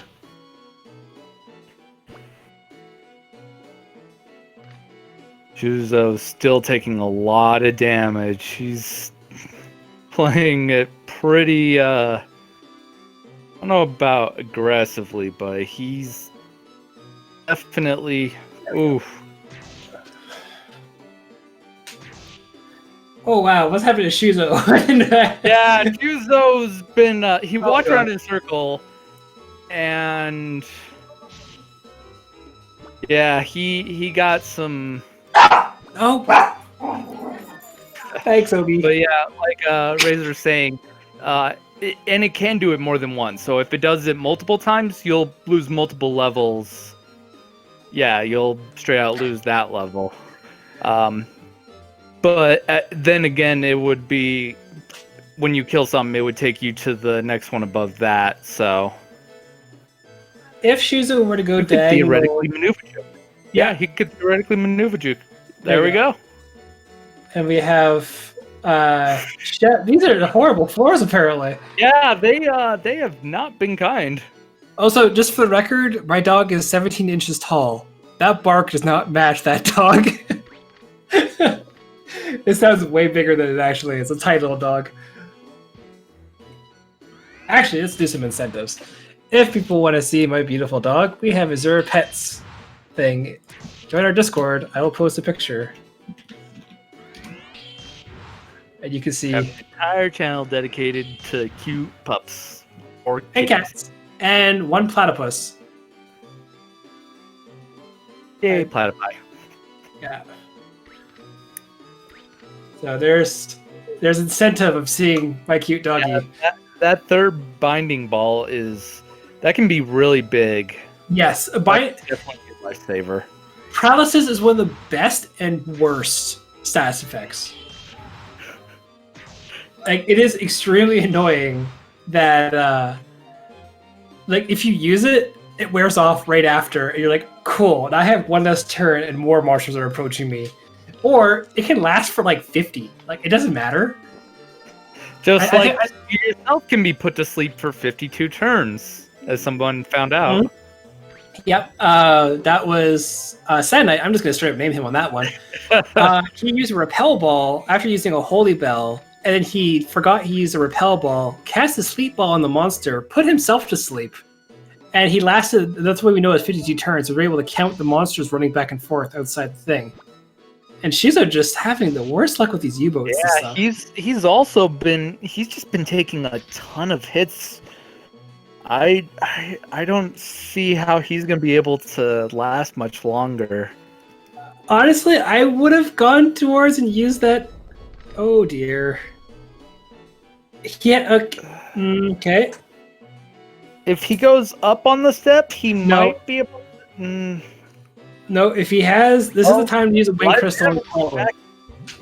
Yeah, I don't think he does have one though. Because you're too, you're too low on. Yeah, there's the controls. I think he's holding a triangle button. Go diagonal, but will the bloom still be able to hit him? Oh, he doesn't have a.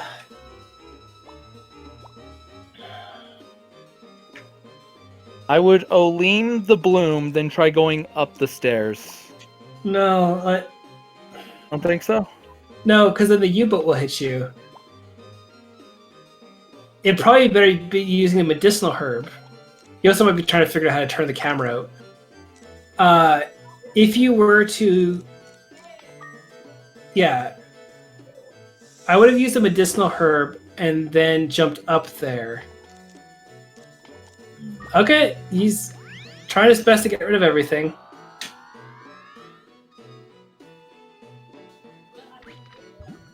And there you go. Yeah. There's one more U-boat. They are the worst. They just really, really, really just are the worst. There's U-boats, Krakens, and this is what I mean. Like, this is why having a water queenie is just so much safer. Yeah. Just because, like, you can fight U-boats, you can fight Minivas, which occur quite frequently throughout the tower. You can fight. They become more tricky, and so you're less likely to find them until you're needing the water familiar. Well, you can eventually just AI 1 and just straight up kill the Minivas on like floor 28. So you're fine. Like, you just like they're not a problem, and then they turn into fire monsters. So worst comes to worst is you're still doing neutral damage against what you think is a fire monster. Yeah. Just don't be wind. That's the main point of this. Is don't be a wind queenie. No one likes a wind queenie. I just like it.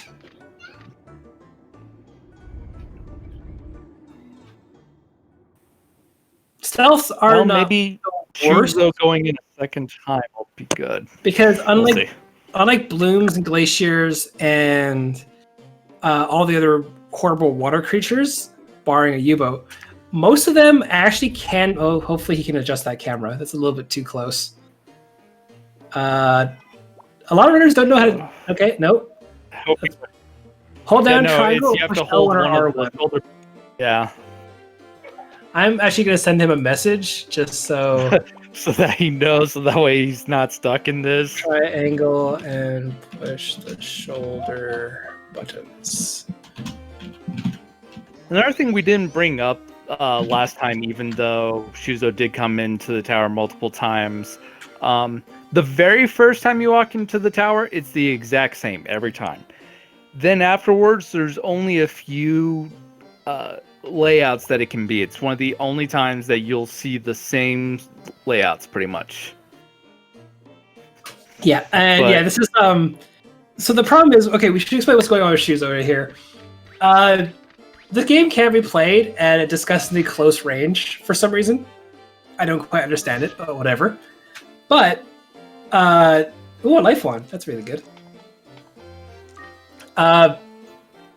Unless you have the game manual in front of you, he's already doing better than he did last time. How to do stuff on this. So I did send him a message. If he doesn't get it, I tried. I'm sorry, Shuzo. You can also tilt the camera up. You can actually make it where the map is always at max size. Yeah, so the camera keeps zooming in as he moves. The game does lag quite a bit. So you can see it runs smoother when it's like this, but it's really hard to tell where you're going. And what anything around is. easy to run into something that looks like you he got my don't message. want to. I don't know what shoulder buttons. I just said shoulder buttons, so he's gonna start doing weird things, I think. Oh yeah, that's also how you change the UI. There we go. There we go. I bet he's happy right now. He's still zoomed in, technically. There we go. That's the proper one. No, that's... is that right? I thought that was the further out one.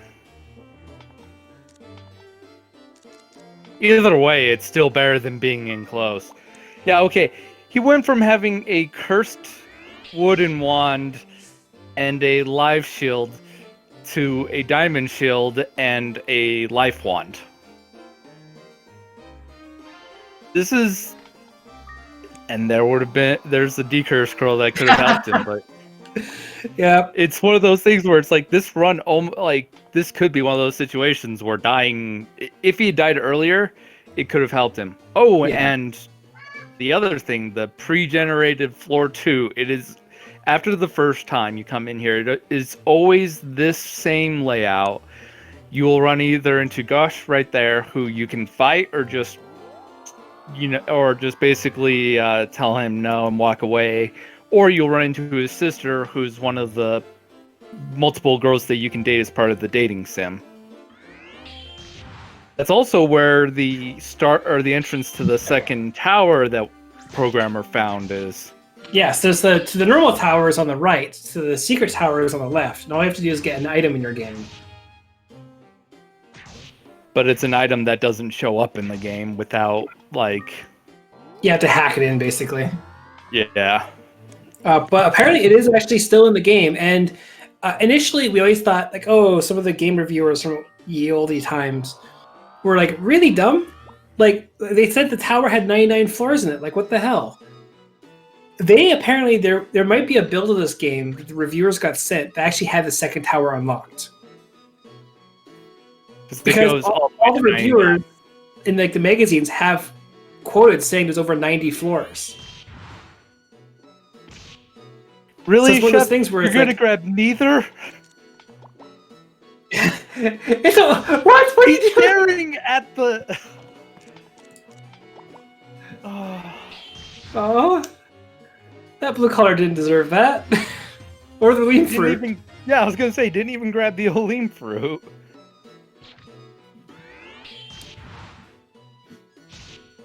So floor 13, I think was a floor 9? Or no, yes. What did Shuzo get up to last time? It was like 8 or something. It was 9. Yes, because it was when U-boats were appearing and stuff like that. Yeah, and he hadn't quite made it to the fire floors yet. So the life one is really nice because you get, for every 8 damage you do, you get 1 HP back with a default of 1. So if you do 16 damage, you'll get 3 HP back. And again, it doesn't sound like a lot. But the thing is, you have to remember, numbers mean a lot in these old games. So you have 30 health. You can easily need that. Yeah. Like, that's 2 HP back, and then all of a sudden you get another boost. Like you see here, 26 to 27. He took 4 damage. Also, welcome all the raiders from SpeedGaming. Hello.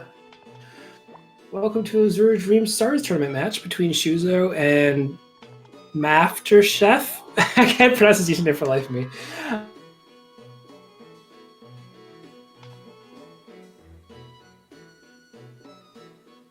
We've been trying to figure out if it's supposed to be like a play on Master Chief or something completely different, and we still have no idea. I keep saying Chef. Oh, and we have a frog trap on Chef's side, though, and a griffin incoming, and a Newell incoming, and not enough time to get out of the room. Because Queenie's going to possibly turn around. Okay. Ooh, that was some good luck for him to get out before Cune got the aggro. You invented Azure Dreams? Oh, no, don't pick a fight with the Kraken. What are you doing? You know what would be good right here? That Aleem fruit that he didn't pick up. Wow. This commentator's cursed and just down talking. He's the one that looked right at it, then looked right at the blue collar and walked away. Yeah, no, that's 100%. And there's another. No one likes Krakens. No. Oh, wow, that's a lot of exit loops. And it's obviously the opposite way. Go figure. Although, I don't think Chef actually has a wand. No.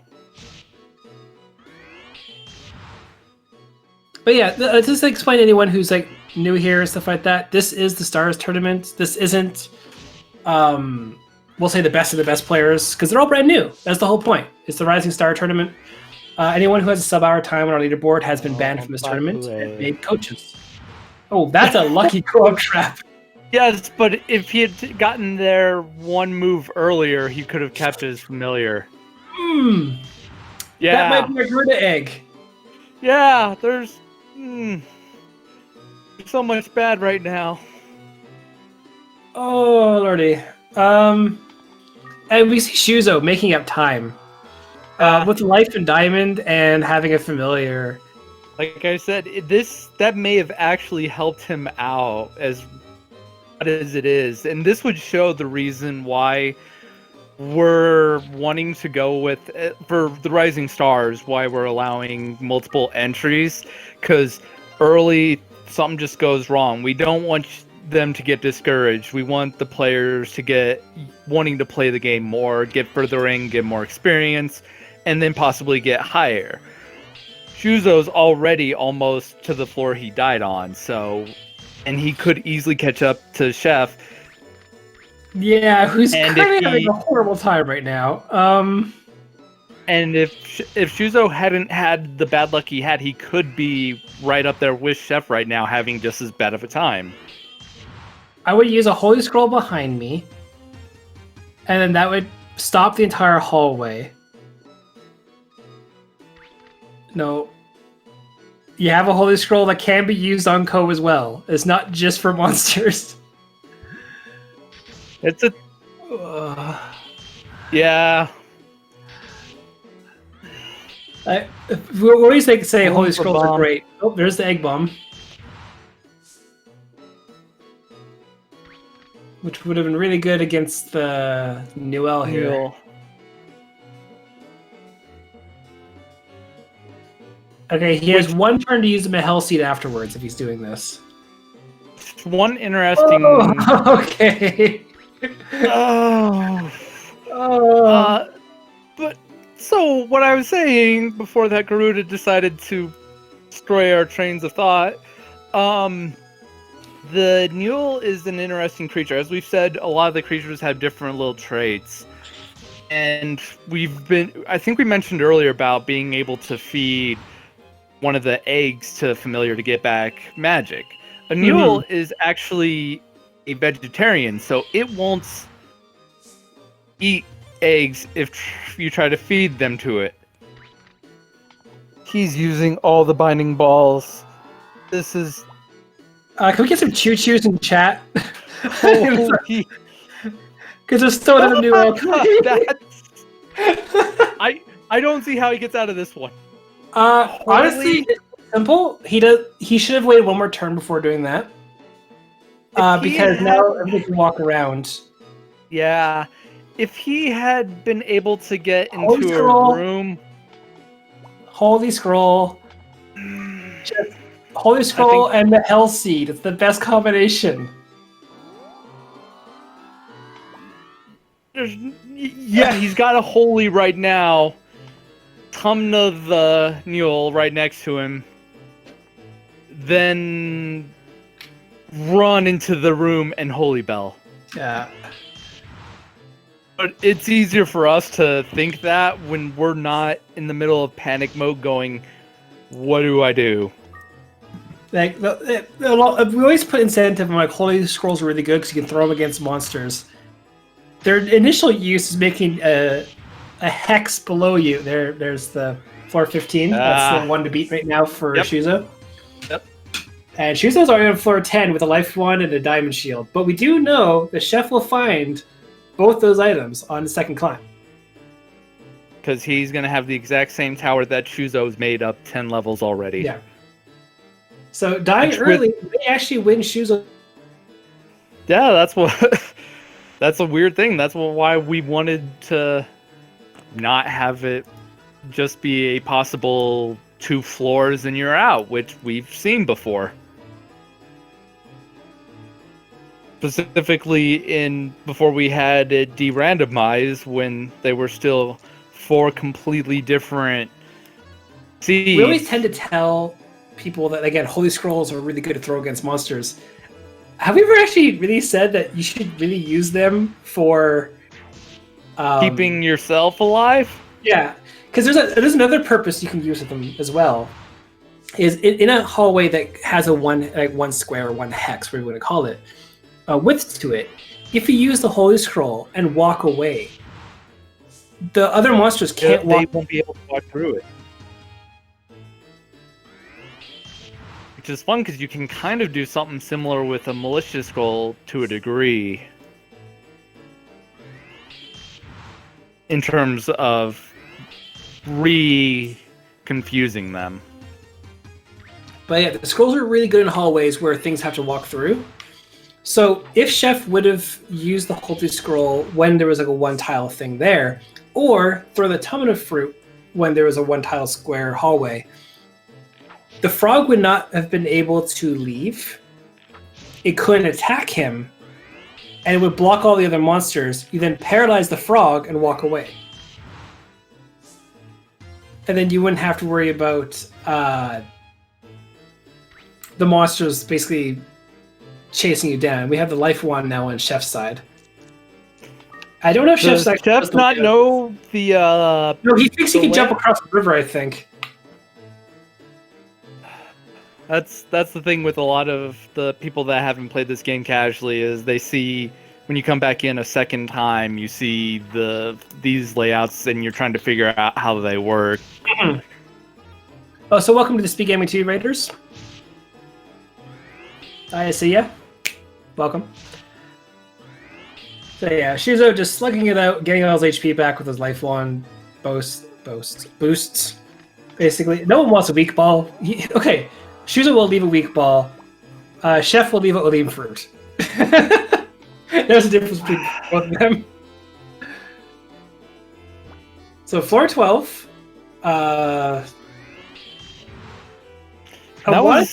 This was the same floor as the last time. I think it may have regenerated that floor again. Just like we thought might have happened last match. Yeah, because there was a bug initially in the randomizer that sometimes the floor would get repeated 2 or 3 times in a row. Which is why, again, there's a lot of weird quirks with the randomizer. Yes, it does essentially de-randomize the game and do weird things, but it also prevents, like, there's a lot of weird things that happen, and we can't guarantee that it's a vanilla experience if you were just to run the game from it. And in case anyone's wondering how we can prevent people, the game itself. But if people are wondering actually how we know it's on a randomizer, if you were to submit a run, instead of saying Tamer beneath Ko's name in a status screen, it says runner. First thing programmer did was actually change the way it worked, so we always would know the randomizer was being used. So you can have everything vanilla, but it will always say runner. That way we know it can't be accepted to the leaderboard via the randomizer. But we're working on getting the randomizer its own leaderboard and stuff like that, so don't worry. Star glasses are always nice. Got the blue collar. That was a frog trap there. Didn't activate. Floor 13, 22 minutes. I'm pretty sure Shuzo should be finally making his way around. Yeah. Especially elevators in exactly the same room. Oh, wow. Yeah. There's the diamond shield, both life and diamond on floor 1. Yeah, Chef's finally making his way around the correct way. Rhymed, it would be 11 and 12. 13. 1 and 2. Sorry, no, it would be 11 and 12, I believe. And in the first game, I don't know, programmer. First, I want to say was 4th and 5th, maybe? Yeah. Either 4th and 5th or 6th and 7th, I think. Something like that. No, don't go the way of the Kraken. What are you doing? No, this is on the second entry, programmer. Yeah. And for the first seed, it was the first entry. Commentating these matches gives me anxiety sometimes.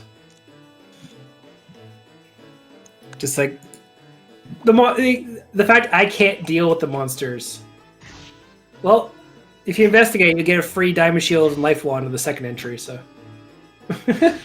Shuzo just taking that damage. Yeah, that's what he's been doing the entire run. And that's actually anyone... really smart what Shuzo did there. Although now I definitely use that wholly. Yeah. Yeah. But I was gonna say what Shuzo did there was actually let Queenie take a hit to get a space between them, and then pick him up so that way he had an extra one space. So it is definitely a thing you can do. All the scrolls happening here. Just use the mixture magic, get rid of the Garuda. The other ones aren't going to move around. The last thing you want is Queenie dying or being abducted. I don't know if abducting works. That's another weird quirk. There's a couple of like weird typos that happen. So abduct becomes abduct or something. Yeah, that's... Also, some monsters, when they're confused, it doesn't stop them from doing what they would normally do. Well, that's just normal. Oh, like the crossbow trolls, they can actually still shoot you while confused. Mm-hmm. They're really, really annoying that way. So for anyone in chat that's curious, Programmer here, he's the one we've been mentioning about. That's the person that de-randomized all this and made it possible. Mm-hmm. Also, floor 15 now, and we saw the elevator in the turn-in, so... But he still has to get there alive. Yes. Otherwise, Chef's still technically in the lead. Oh! I'm sorry. Oh, Lordy. That one's on me. Okay, God. That troll has a hammer. That is not the weakest version of the troll. The monster then spawns the wrong one.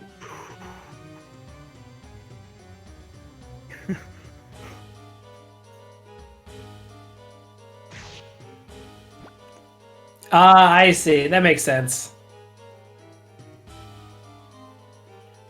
Just go. You have enough HP and defense. Oof. And there we go. Shuzo right now is at floor 16 first, so that means if they were somehow to both die and both called off, we saw Balrog in the top left there too. This would be the exact same, or Shuzo would get the point for the match. And Chef just going straight. Oh god. Oh. And he's not A1ing. Then again, he's so far away. Oh. Yeah, he was. Unless you had a familiar bell, there's no way in the world you're gonna safely have Queenie get back. That was way too far back, too far away. Ooh. Oh. But you're on a good item to throw at it. So. Yeah, you want to explain more, Rob? Yeah, they're fun. So you can throw any item at it, and it will spit up a new item of, it doesn't matter rarity. You can throw at it a pure, just basic Hazak herb, and you can get from it a diamond shield, a dark sword, or you can even get some rare, like even rarer things. I forget how it works with eggs with Balrongs, though. I don't actually know. I don't think I've ever tried to throw an egg at one. I think it just... We're gonna mispronounce it. Wrong, yeah. Blame my brother, Junkyard Dave. He always mispronounced it. And Hidden Maneva. That is a thing.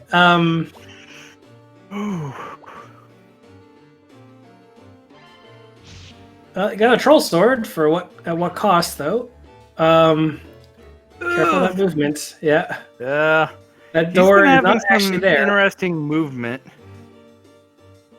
But he's not dead yet. Side, though. Yeah, because like ZeroWag says, you can. So that's why I thought you can get other eggs. Nope. That's floor 16. Yep, that's floor 16, just one higher. Yep. And but Chef, one thing to keep an eye on. Yeah, Chef's also is likely gonna hit that monster den, and so the question is, will he be able to get out of it too? Queenie, did he bag Queenie or did Queenie die there? I didn't catch it. Yeah. But the issue, whether or not you can get eggs, which it may just be a Game Boy thing, you can still throw an egg to a Barong and it will spit up something. But Yeah. the question's gonna be a double miss. The farther away it is, the higher chance it has to miss. So, but yeah, that was a good fortunate miss. And oh boy, yep. And is it going to use rot? That's a miss move. Yep. I don't. Yep. Oh dear. And we can't just say Shuzo's still probably gonna win, because even if Chef dies here, we can't be like, oh yeah, no, it's still definitely Shuzo's, because you can go up 15 floors real fast. Yeah. Okay, so I'm gonna trust Programmer, and if he's saying it's not possible to get eggs from Bronx in the PS version, I'm gonna take him for that. There's a lot of changes between the games. Also, I think the elevator is just above it, so I think this also might be the kind of rhyming floors. No, okay, the same kind of layout and hallway there. I'm getting paranoid about that now. You're probably gonna have to pick it up. Oh dear. Okay, cool. He's lucky. One wrong move. Oh no. Okay, for anyone who doesn't know, this game's traps affects you, the player, more than Ko. Blind Trap blinds your screen, not Ko's accuracy like other games. Upheaval traps and all this other stuff, yeah, they affect the floor. Reverse traps and stuff like that, no, they affect you, the player. And you have very little time to memorize your floor layout. If I can call it right, and people can quote me on it later, Maafterchef going up to right, up 5, and then I think the hallway after that went to the right. Like upright. So I think if you were to do that, you could probably wait out the blind, but otherwise, not really. It was, and with everything, like with him being followed, with him,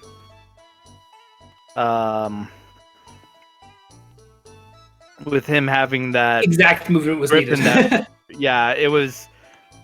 It was just not really gonna be feasible. Yeah. Also, I wonder if Chef's thinking he can't get any higher than he already did. He had floor 15. Shuzo has floor 16. Yeah, but Chef isn't getting out of bed. I mean, after that, would you? No. Well, wait. Which that? The first entry or the second entry? The blind beatdown? Yeah, there's already been 2 deaths on Chef's side, so this is going to be a third time. I mean, there's been 2 deaths on both sides. Yeah, I think Chef's... Yeah, I think we're going to have to message Shuzo if he's going to load up the next game, because then that would... Yeah. I'll give Shuzo a quick message.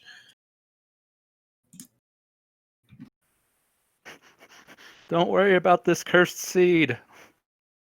God, the first one was so good, and then the second one was almost the opposite.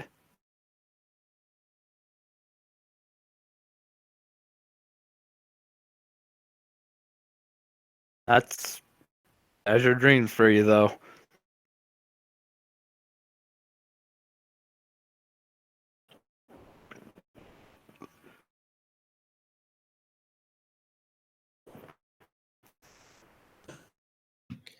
Yeah, and that's the thing, is like the game can turn on an absolute, dime. And the one change I do, or not change, I know the one difference between the Game Boy Color and the PS1 version is if you throw a wing crystal against an enemy, I do believe it acts like an Olim fruit. And I know we had a couple. I want to say that's the case. I know we had a couple questions initially. It's like, why don't you throw wing crystals against enemies? And it's like, well, you do 1 damage. I'm pretty sure. Multiple people have said that. I don't know since I haven't played it, but based on the amount of time people have said it, I'm going to go with it's likely. Yeah. Slam trap. Oh, that was a misweight.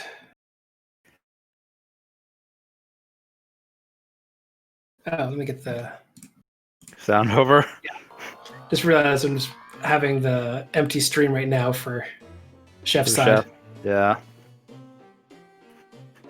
Well, Shuzo's gonna get that Olim that Chef decided not to pick up. Yeah, I love how that's becoming the theme between these two right now. And the thing is, you should. The main thing I always try to instill again in the community is use your resources because they're useless if you're dead. And ooh, he's inviting both of them. If he moves back one more, he only has to fight one at a time. Hello, Opie boy. Are you no longer barking? What a good boy. Why did he AI1 to do the AI1 strat? But oh no, he's just letting the stronger queen just take him out. Right. He's level 12. He's gone into the tower 3 times. Yeah, it's not like before where it's like Queenie's level 1 might die to a cyclone. Nah, it's level 12. It's going to basically one-shot most things. Which this actually goes to the point about what the game wants you to do. It wants you to go into the tower multiple times, so that way you have a strong familiar, so that way that when you're going up, it's able to help you just destroy things, as opposed to the first time when, even with him, you're far weaker. Yeah, and that's actually the thing, is like you're... we talked about the 5 items that you get at the start of the run. You get the medicinal herb, copper sword, windshield, the egg, and the fireball. The thing is about those items is they don't give you a wing crystal, nor do they tell you how to get out of the tower. You usually find out the hard way. Die. I mean, the tower always expects you to die. Yeah. Oh, so there's a record amount of sleep balls between these 2 seeds. Like, there's a lot of them. Yeah. Peter fruit's always nice. Medicinal herb, that's good. There's also been a ton of those. So I have some hiccups. These are pretty friendly seeds still. Yeah. And actually, in all reality, this has been 2 good matches, and this one, I mean, it's literally a 1-floor difference, so... Yeah. Fireball. He's getting all his supplies back, really. Like, you have 7 minutes to get up... Well, Shoes already has the point. But, to get up 12 floors if you want to beat your PB for this round, but...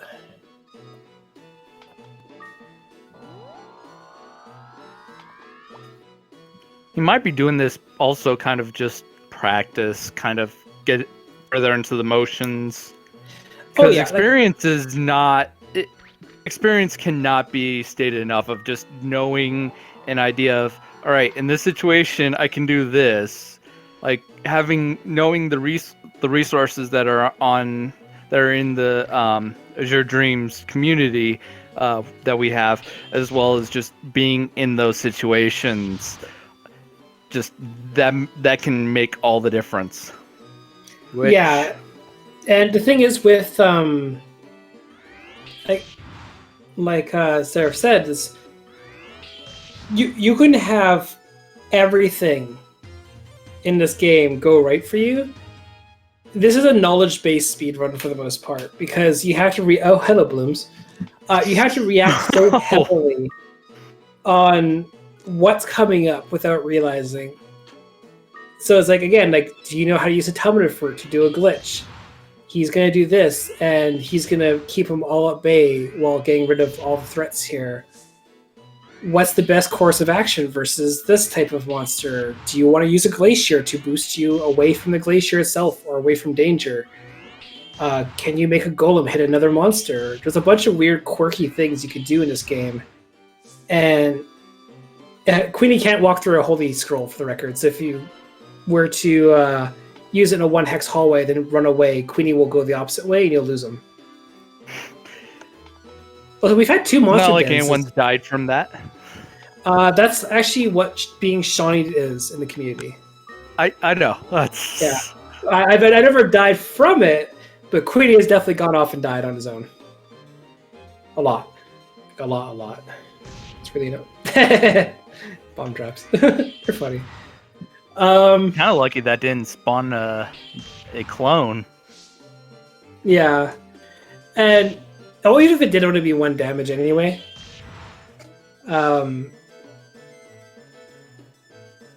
Lordy. Well, no matter what they want, they're going to be doing a game 3 later. So, Shuzo's 1, Chef's at 1. Yeah, well, this isn't a situation of a friendly third. So we'll probably give everyone a bathroom break time and stuff like that, get set up, check the seeds, and maybe Obi can make another cameo bark.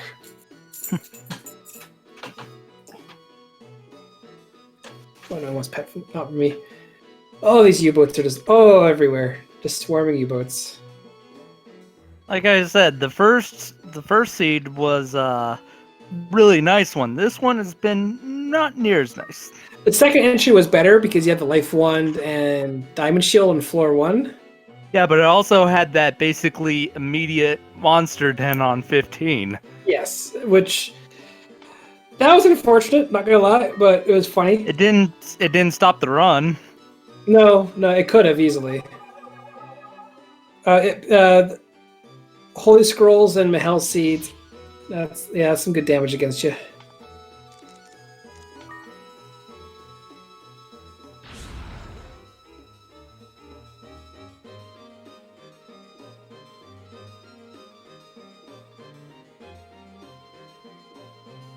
I just know there's someone beside me screaming that they're not turning the camera as you're walking all these monsters.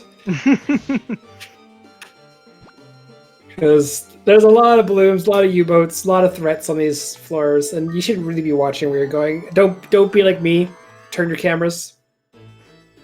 Yeah, there's a lot of you guys in the community that just refuse to turn the camera because it makes sense because it does stick with the whole idea of what you mentioned about how the camera spins in and giving you like relative locations of where things are, but at the same time, walking to monsters all the time.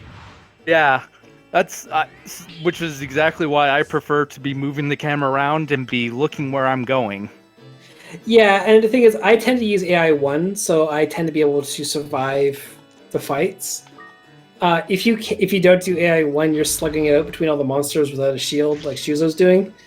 You're probably not going to live very long comparatively, because I try not to get hit and just cost time versus, obviously, the other option.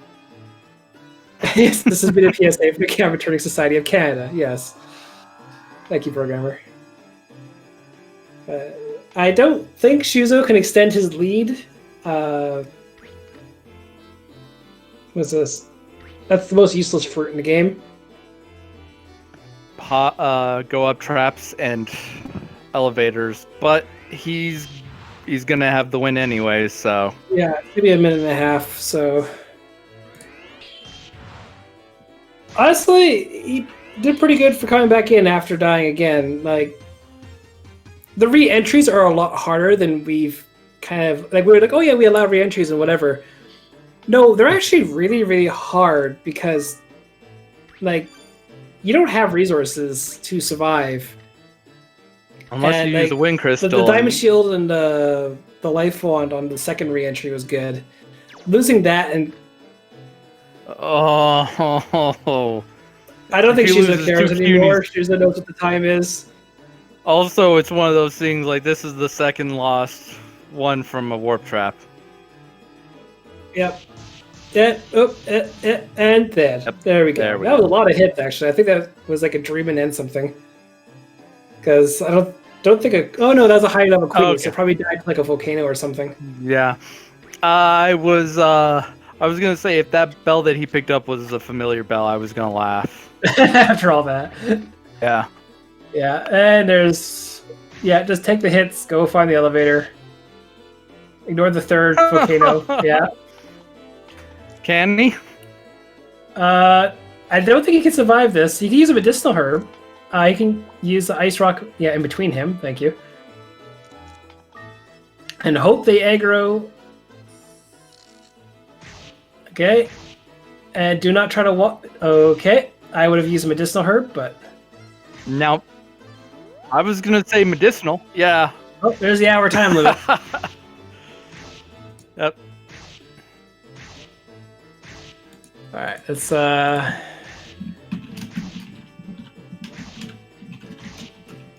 point by 1 floor. It was 16 was his highest, right? Yep. Cool. I think Chef's a little upset realizing he might have had a chance. I mean, we can see by this what Chuzo's had that it's unlikely he would have been able to jet seed, but yeah, still one of those you kind of regret not giving it a chance. Yeah, I know they both played excellently, and they both obviously were right next to each other. But oh, there it goes. Oh, you're leaving the tower one way or another.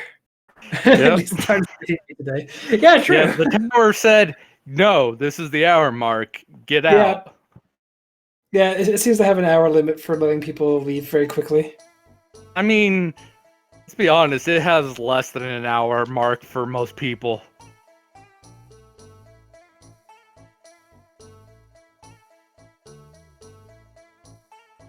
But for even them only getting up to 15, 16, it needs to be stated, this is not an easy thing to do. Them actually getting this high was actually really, like, on a first try, that's still really impressive because that when we talk about like floor 6 to like floor 9, like we're like, oh, the water floors. We're not doing that just to kind of exaggerate how it is. The game expects anybody that doesn't know what they're doing, like any first-time player, to get to floor 6 and die, and you go, oh, I need to completely rethink how I'm gonna approach this. 57183. Yeah, it's one of those. Okay, Chef's good. Shuzo just needs a quick break. Yeah, it's been 2 hours. It's reasonable. Yeah. Come on, Shuzo, get to the seat screen. Please tell me didn't just get a drink when one screen before you. Come on, Shuzo. I know there's a stream delay. Come on. Click the button. But while we're waiting for this. Oh, there you go. While we're like waiting for Shuzo to go take care of to get something to drink, going with what programmer said with Canada, we have a very diverse community. Actually, we have a lot of French speakers. We have a lot of European. We have some Japanese, I believe. It almost feels like people like myself in the States are actually more of a minority. Yeah, and the thing, we have an extremely high ratio of Canadian players. Like, really odd, like compared to like other games, like, we'll say like Super Mario RPG or like other like leaderboards, you see all the like little American flags on speedrun.com. The initial 5 members of the Discord was Adarsis, myself, Don Fargo, Captain Luigi, and Sand Knight. 4 of us were Canadian. Then we got more people on the leaderboards, and then like the leaderboard was like 8 Canadians and like 2 Americans. And we're like, this is weird. And we got some European runners in. We still had a dominant amount of Canadians, and we just don't understand that.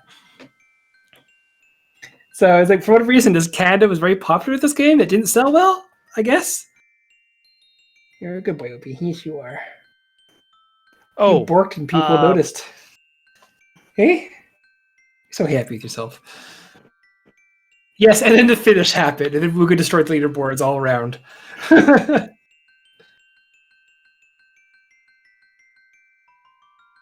But we will explain the tournament when they get going again. I'm going to take a quick break. Give me 1 second here. So I also need I also something to just have a gave drink. Shuzo his Olim. Ah, yes, thank you. I forgot about that. And we're on to game 3, so just give me 1 sec. I'll be back in a few minutes. All right.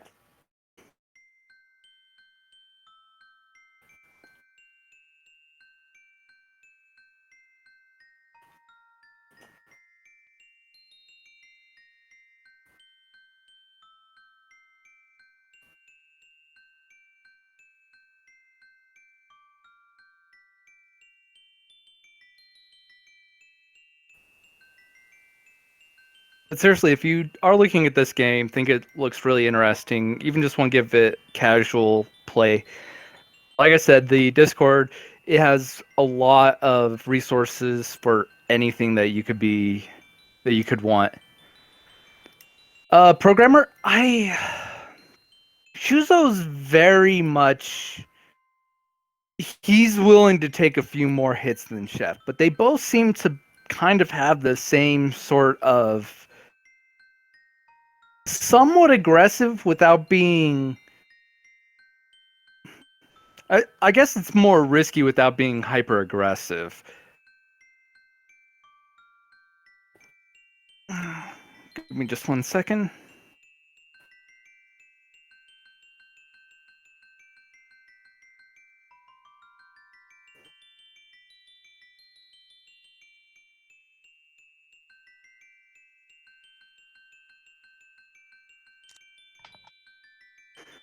Yeah, it's, we have the resources, kind of to what programmer's saying, like there's the different styles. We have the resources to let you look at different ways to play. Some people are very slow, methodical, and they don't usually die. They may not always get up to the higher floors the fastest, but they'll survive. Whereas on the other end, you have people that just speed up the tower as fast as they can, but they risk dying a lot. There's some people that, like I said earlier, some like Poulet, who is, they don't have to rely on a familiar. In fact, they're just good at going up without one, which can be just because they're just running from everything. They're not trying to fight anything, which is just as viable of a strat. But there's so many different ways to approach this, and really it's just, that's the large part of this, is just wanting to get new people to play, get them to get experience, have them want to race, have them want to be doing this thing on a regular basis, because we just want to get more people into it. It's a fun game to not just race, but just to play. And I went ahead and started them off. We're gonna probably be seeing the same starts that we did the last 2 times. I wouldn't be surprised if Shuzo keeps the name and Chef names it after his coach.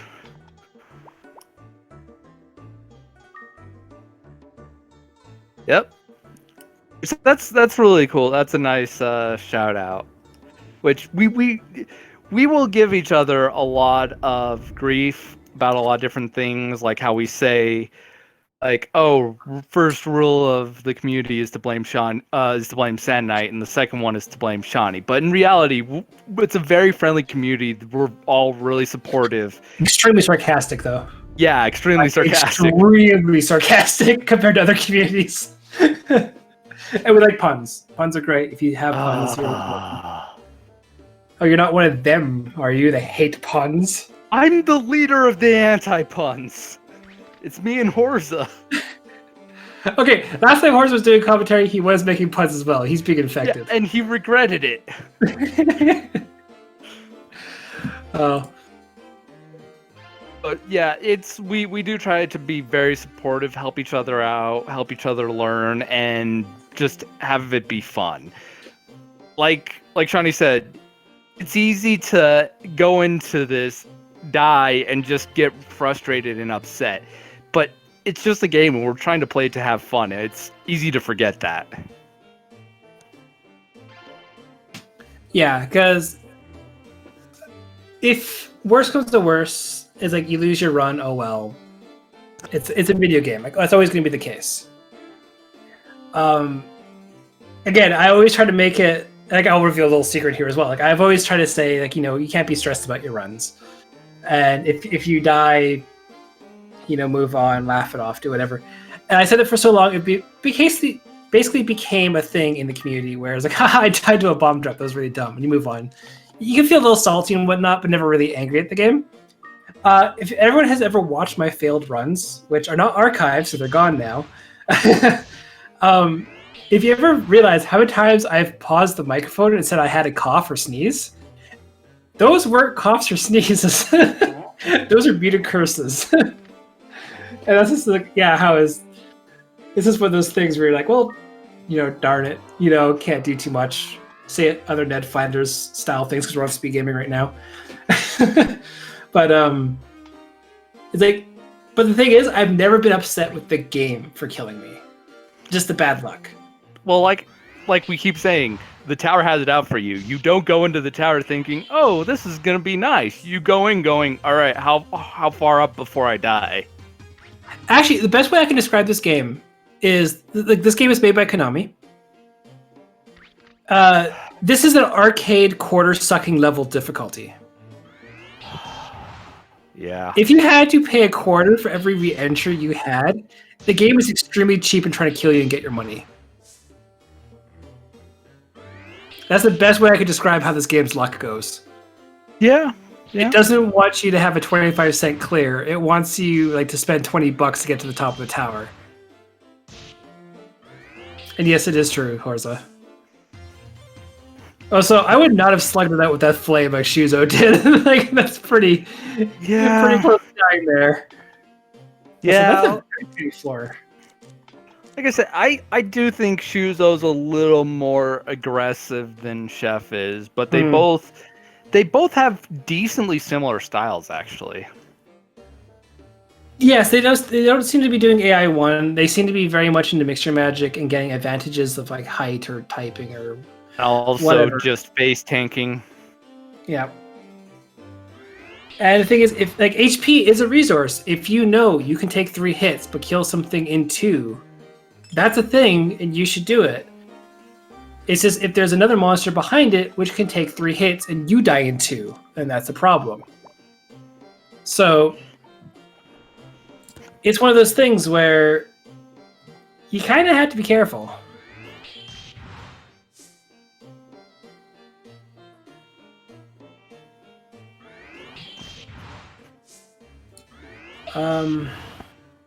So it's supper time here, and I'm trying to figure out what I'm doing for supper.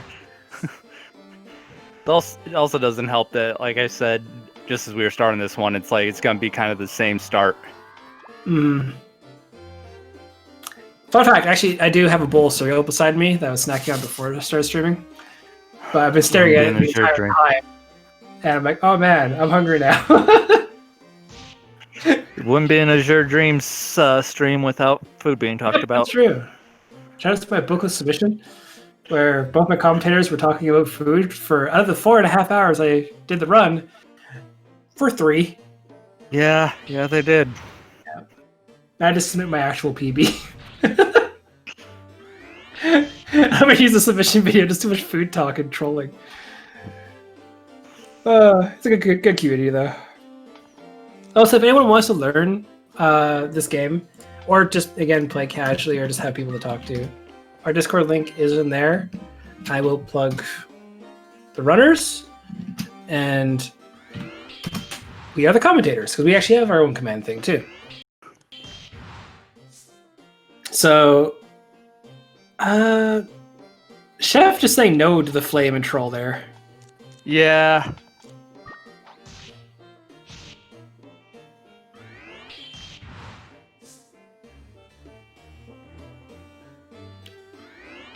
I don't care if you guys talk about food. I don't feel hunger. That's one of the odd things about me.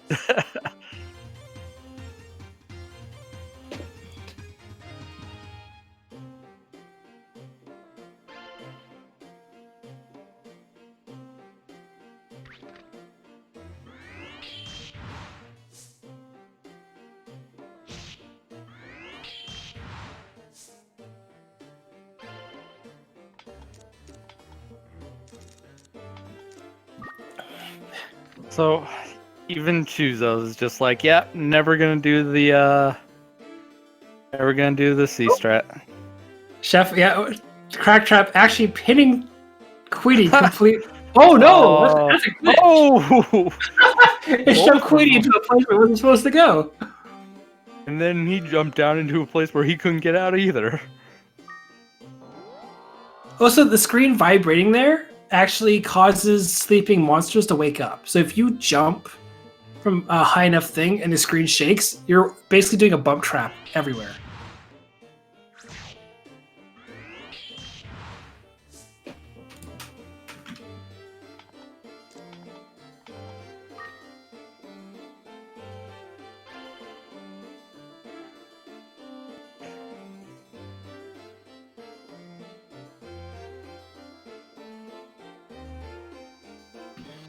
Okay, since everyone's talking about food, I'm gonna bring up the most cursed food item going.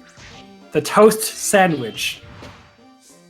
It is 2 pieces of white bread with toast in the middle. It's an actual sandwich.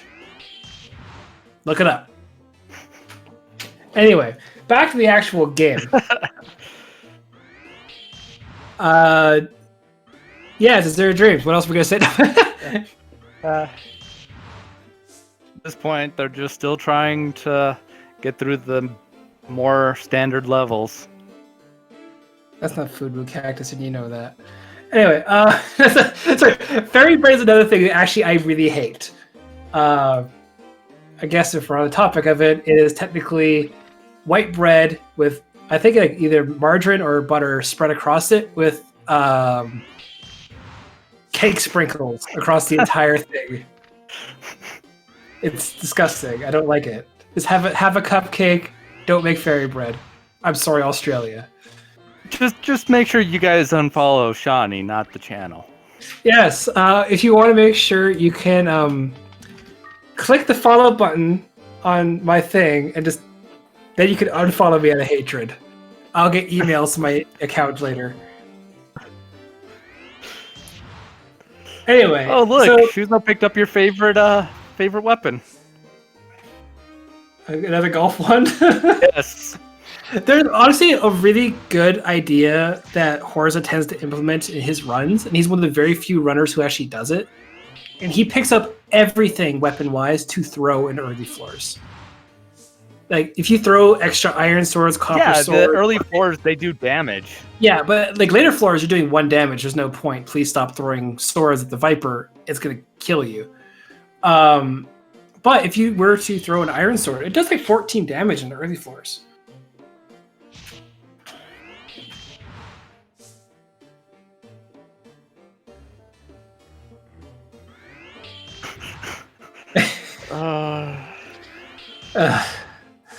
Horza does try to be mayor of Viper Town. Seriously, the Gulf Wand and the Gulf Wind Sword. The Gulf Wind Sword isn't that bad because at least you get the 5 attack power bonus and be able to attack things that are water-based. And that's actually pretty good. Having it the other way around is not as good. It's kind of bleh. Yeah. Like after a while, your attack is going to diminish and mixture magic's not going to matter. And if it's cursed, you're going to be stuck versing a lot of fire creatures with a wind weapon. Also, since I'm thinking about it, we never actually we gave the idea of why you do the water strat, but we never actually gave like the time of when you do it because of we've mentioned before like how the magic balls they only go up to 4 times your level. So yes. Actually, so balls after 24 are actually it's not going to make a difference. No. But But the same sort of thing kind of applies with Huni and his magic, where when he's leveling up, it gets stronger. But around 10, like between 9 and 12, it starts slowing down. And by 12, it just basically hits a point where it's not really worth it to level it up just for the mixture magic anymore.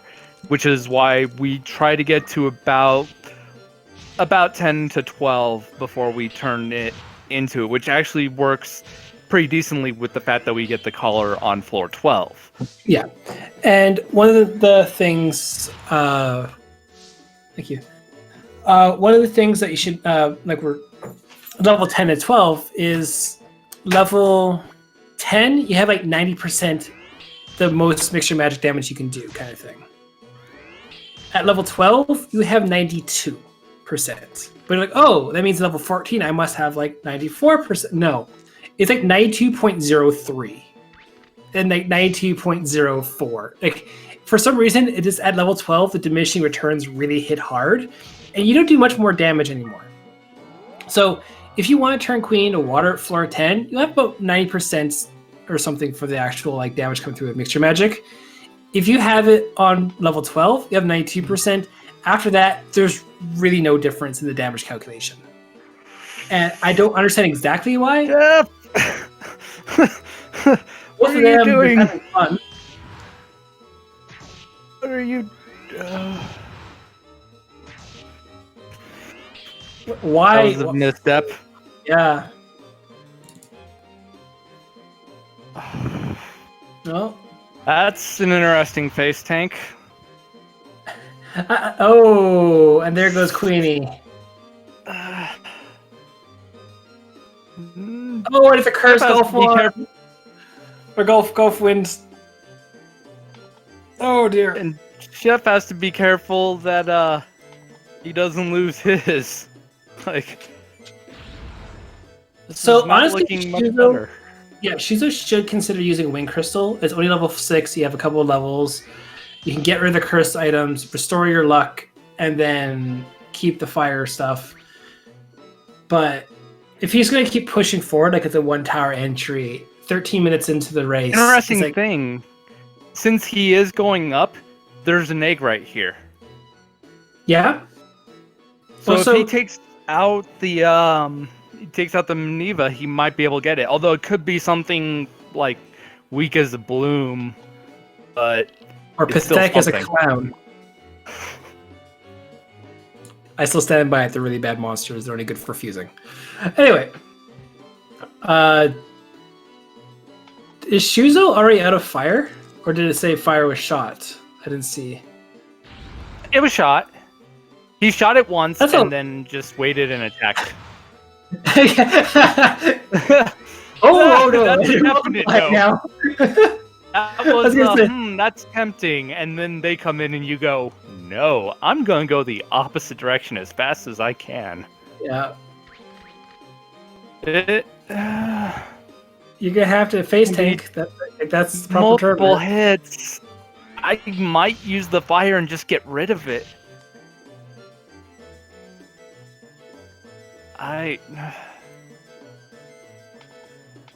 He's risky just to get up fast.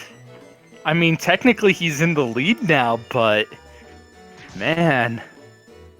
Yeah, but the thing is, like, he is in the lead, but let's say Chef were to die a horrible death from all those Manevas or whatever, he's in the lead. Yep. Like, that's what matters most. Like, this is technically a race, and whoever... Oh my goodness. Okay, now there's 2 U-boats on top of each other. Oh! Now you just gotta survive. Yep. Although, that is looking less and less likely for every step that happens. Oh no. Do you have a holy scroll? What are you doing? He's gonna medicinal and then try and make a break for it. That would probably be the best bet. He'd also potentially egg bomb. Nope, that's... Oh, I see what he's doing. He's taking a hit to make sure the U-boat can't come up. Still one more, yeah. 30... Also, so that way the herb also heals a little bit more. We see on Chef's side, all the U-boats are chasing Also, the U-boats too. Yeah. But then we know, based on the timing, that there's going to be a bunch of other things in front of him. Oh, that's that. Oh. Oh, Okay. that actually might have been the best thing he could have had happen. Yep. Because two Now of those he would... can, Oh.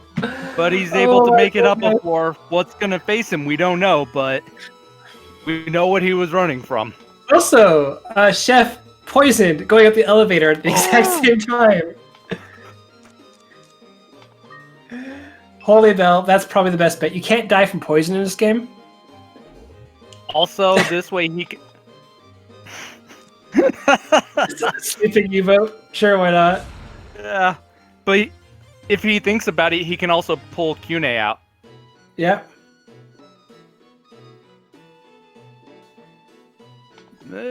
He didn't remember. Oh. This is interesting. Okay. And now there's trolls with guns, which are the worst. Which really like to hit from far away.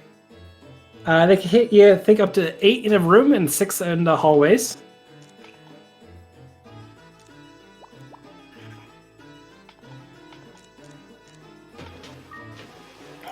It's gonna be that or an egg bomb. Hopefully. Oh no, that's the perfect amount of damage. Yep. I had a feeling.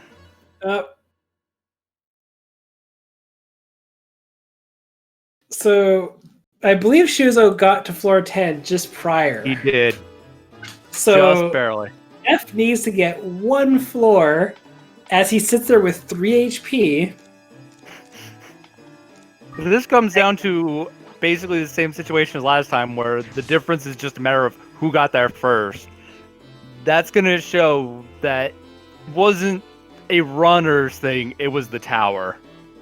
Which, the tower's just out to get them. Yes. And you can see on Chef's side, the volcano is coming up. What can you do against this stupid troll? Like, this is horrendous. I think Chef may have used up the medicinal herb as well. Are you going to try to do AI 1? Nope. No. Oh, okay. Oh! Oh, no! Oh no! Shuzo is actually in the lead by just seconds. They are both at the low screen. First tower or second tower entry, first floor for Shuzo. Chef just not being able to get that last floor, and the only thing that made a difference was Shuzo just barely managed to scrape by without Queenie for a little bit longer and avoid some fights. Chef even had Cune that didn't. Oh my goodness, this is the worst.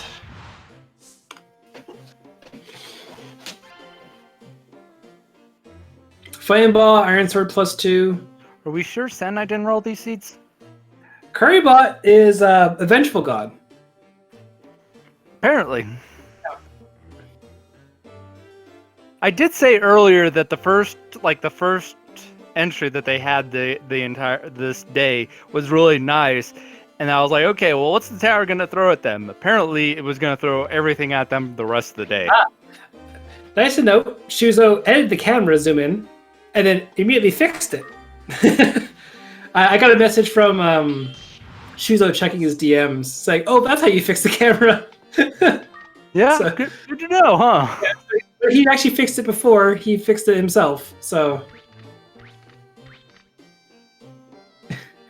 Yeah, no. Oh, slow traps are actually some of the worst things to stumble across. They don't seem bad. You twice. Yeah, like they're not the worst things in the world to come across, like on the early floors. But like even a picket is extremely annoying when it moves 4 spaces to your 1. Also, we need to protect Currybot from SK Seed. don't need every runner ever being just destroyed and turned off from the game. See, what's the funny thing is about that is Sandknight gets all the blame. I make far worse seeds. Everything I've ever made a seed for has always ended up with people like dying from like 5 U-boats on floor 13, or 5 Krakens. Well, see, we don't let you do it.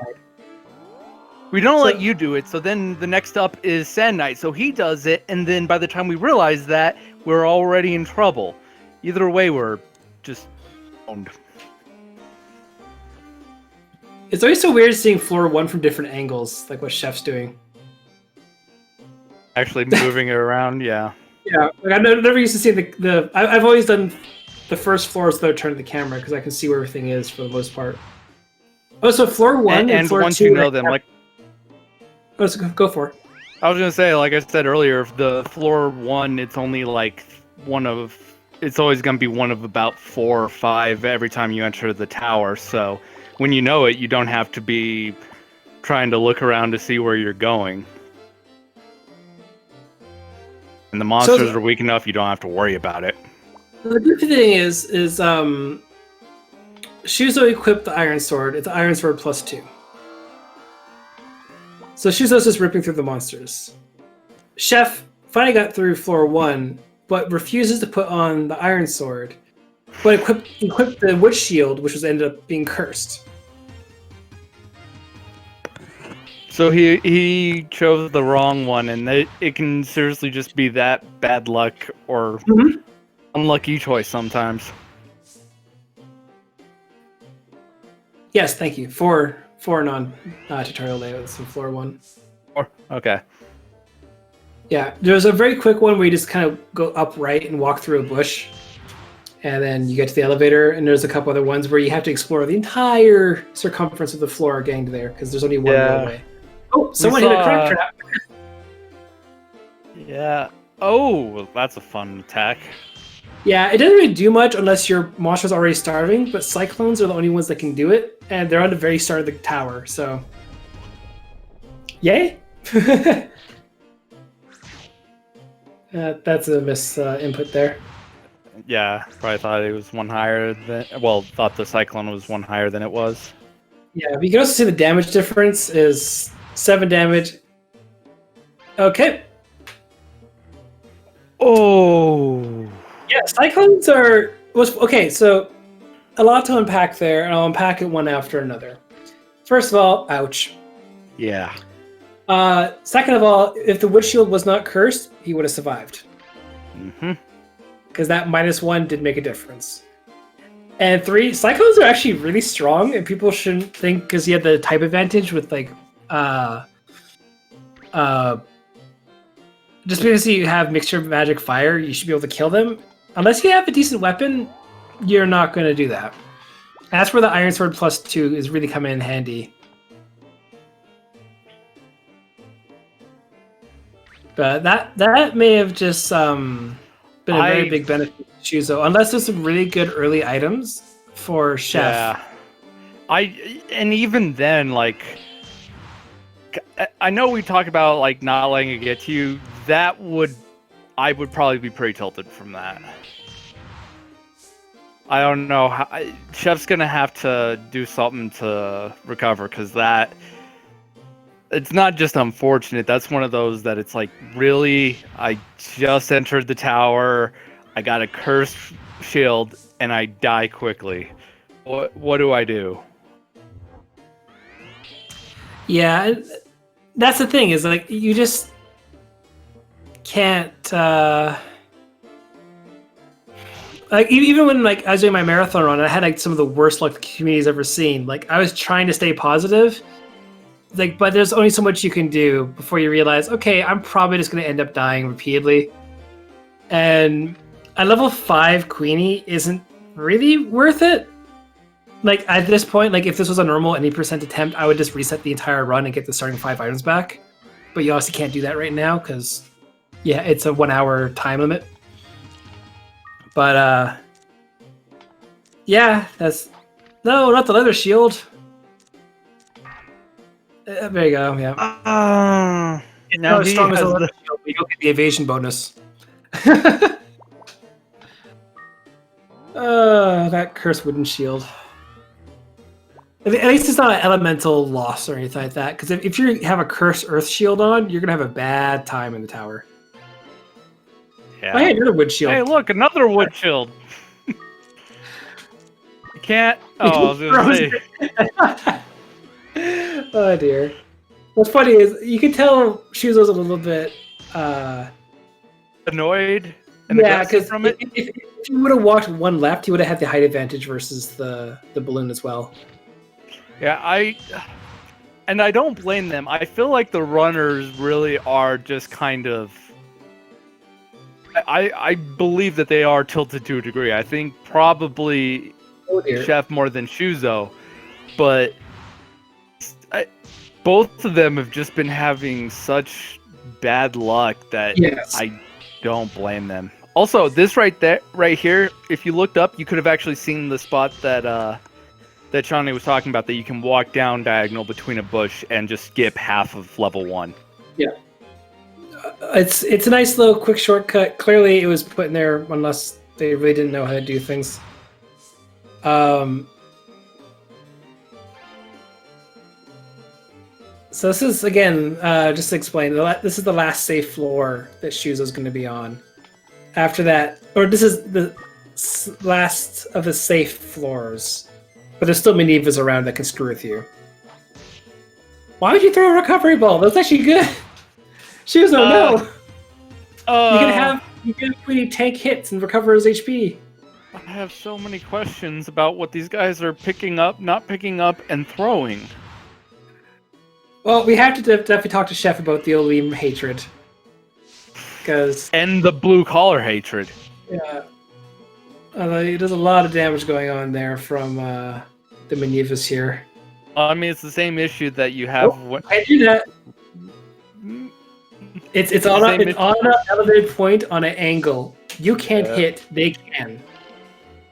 Oh my god. Oh my goodness.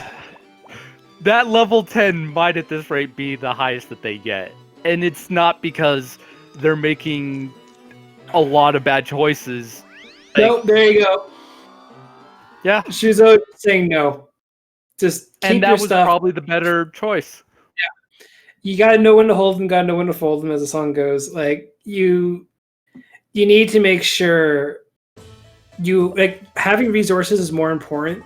And you're at the halfway mark. If you died at floor 10, you think 30 floors, Iron Sword +2, medicinal herbs.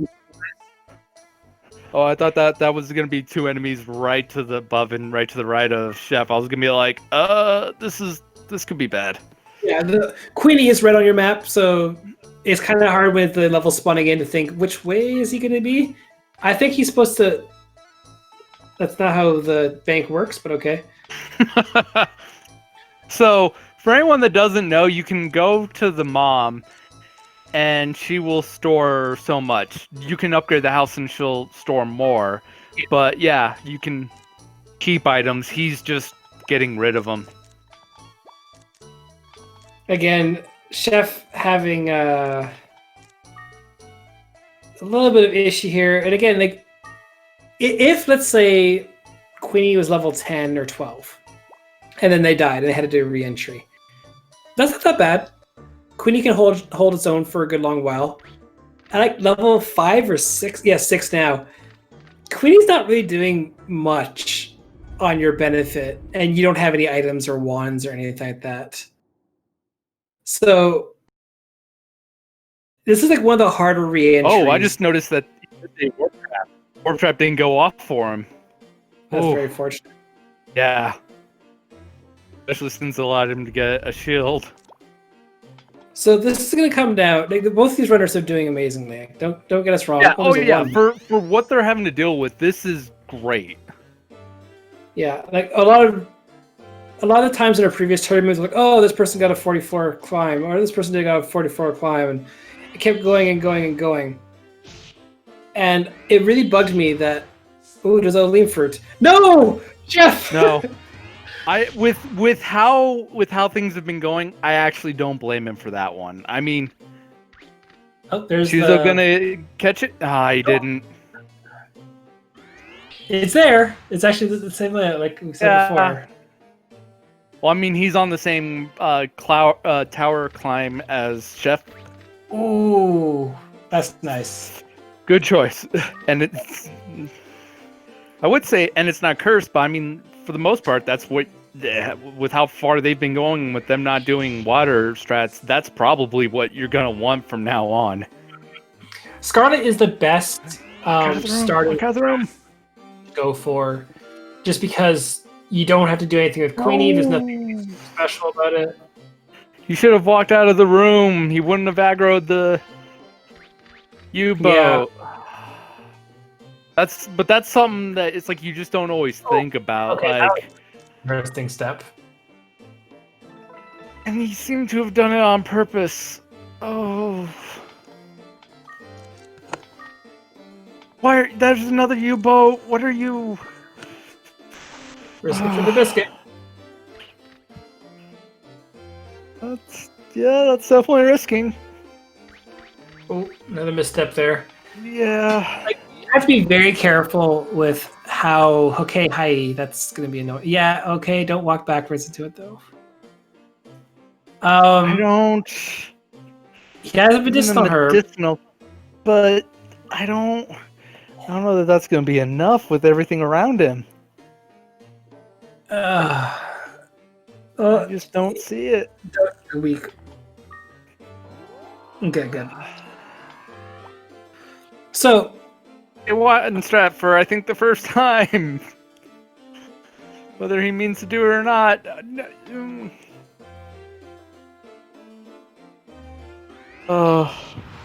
It's very stressful to commentate these matches because we know what's coming up. Like, we know that Shuzo will eventually find the Scarlet Wand. Probably also find these enemies. The U-boat decided to duck down. Oh, that was a very... Ooh. Using the camera, moving... It is one thing that, like, that's the reason why I do also move the camera a lot, is because of, like, we've been talking about missteps, where you can walk around that diagonal, like where he is, go straight up if the U-boat wasn't there, and you get past the little corner. Whereas, like, that's what the enemies will do. But if you go forward and then right, or forward and then left, you'll take another step where they'll be able to catch up. Whereas when you turn the camera, you don't have to do it a full like quarter turn. You can do it an eighth. And Chef's down. But like you can do it in eighth. A weak ball though. But you can go in eighth, and you'll be able to go right along the line for the diagonal. Mm-hmm. I tend to be overly cautious by holding down the triangle button. And that's actually another reason I don't tend to use the camera, is because if you hold on the triangle button, push shoulder buttons, you start messing with the hub and controller and zoom and all this other stuff. But I don't... when I need to, I will only hold down the triangle button and let go when I know I'm doing everything absolutely right. So it's one of those things where it's like, it's like, you know, if I'm walking up left, I'm not going to turn the camera. I'm going to hold down triangle as long as possible, hold up left, and then I go for like a little bit. If I walk once, I push it down again. I refuse to lose what natural north is on the floors, because, trigger happy flame there. Casting the sled. Also, one weird thing I want to point out, since you can see it on Chef's side, you see CUNY above you. He's the only familiar that if you have him in your inventory, it will actually show up in the town. Yeah, why can't you have a killer? Programmer, let's get on that. Let's change Queen's sprite to killer. Just to run around the town. No, don't put extra work on your plate. Don't worry. But like that always bugged me a lot too, because like I want a Picket following me, or I want this following me. It's like, no, it's just Queenie. I'm like, it's boring.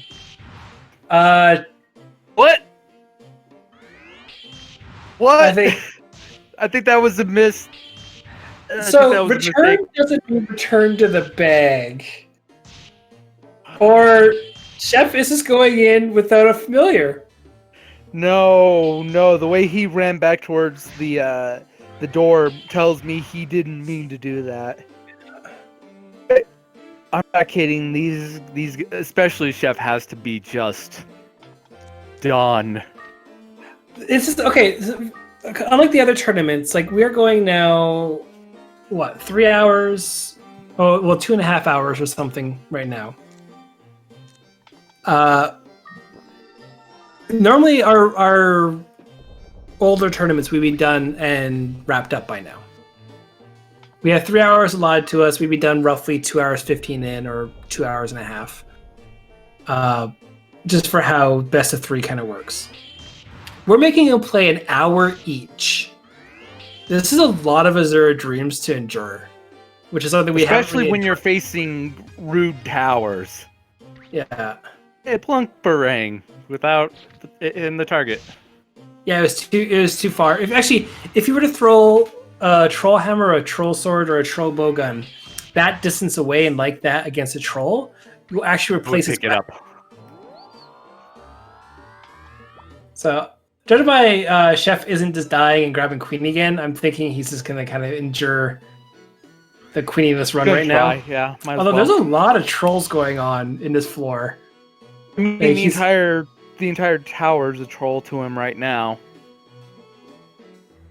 Yeah. Shuzo not picking up the wind crystal. Don't know if she's already has one or not. I mean, with how this has been going, you should definitely have one. And I do believe Shuzo, again, just to confirm, it was floor 10 for both of them. And 10, Shuzo got both there. of them. Shuzo barely before, yeah. So I didn't see what shield that was. That was a mirror. It was the mirror. No curse or plus, but yeah, just a mirror. Still better than what he's been getting. Yeah. Yeah, no, like again, I can't stress this enough. Like, this is an incredibly stressful game. And normally, again, we had a lot of runners not agree to a best of three because after 2 hours, people are kind of done. They both won 1 point, so this wasn't an option. They're playing 3 straight hours of Azure Dreams. Like, even my bookless runs, I'm doing multiple entries into the tower, but those aren't anything other than what's it called? Those aren't anything other than pretty much item gathering. Yeah, but like 420 at most, maybe. Then I do 431 climb eventually. This, like, again, if Queenie isn't strong enough to help you, it's sometimes not even worth it. And although Chef is definitely gonna, yeah. Okay, got the pickup. That's good. Yeah, I mean, it's what, a 1 in 3 chance, I think. No, it's actually a lot higher. 5 out of 8, I believe. Oh, so even better than that. Yeah, it's actually really high. Yeah. It's just that it feels like every time that you don't, like, you need it to happen, it just doesn't happen. Mm-hmm. Yeah, it's one of those things where it's like, oh, damn. Adarsis in the community, he is actually the first run of the game. I'm number 2. I actually initially ran this game thinking no one else was on the leaderboard because emulators were hidden. Check the seed. No, okay. Oh. If it's the health seed, they're great. That's a lot of damage though. On that's a crit too. No, he ran into a troll with that. Oh, come on. Going sled. Yep. Okay. Oh. I was like, I've been watching Chef just be on the verge of death for a solid 2 minutes now. It's terrifying. He's still level 1 of 4-4. I mean, he doesn't have resources, which just shows like how good he's been doing. Yeah, I need to make more Pokemon teams as well, but that's a lot of monsters. Chef just is not having fun.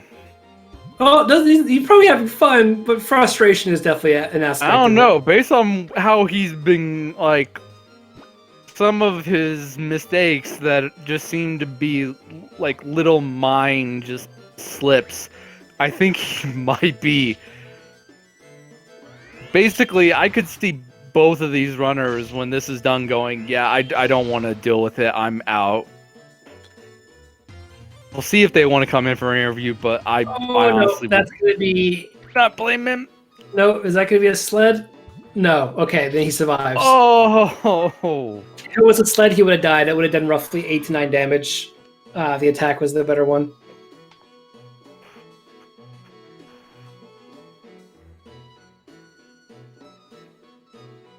Oh, and a balloon.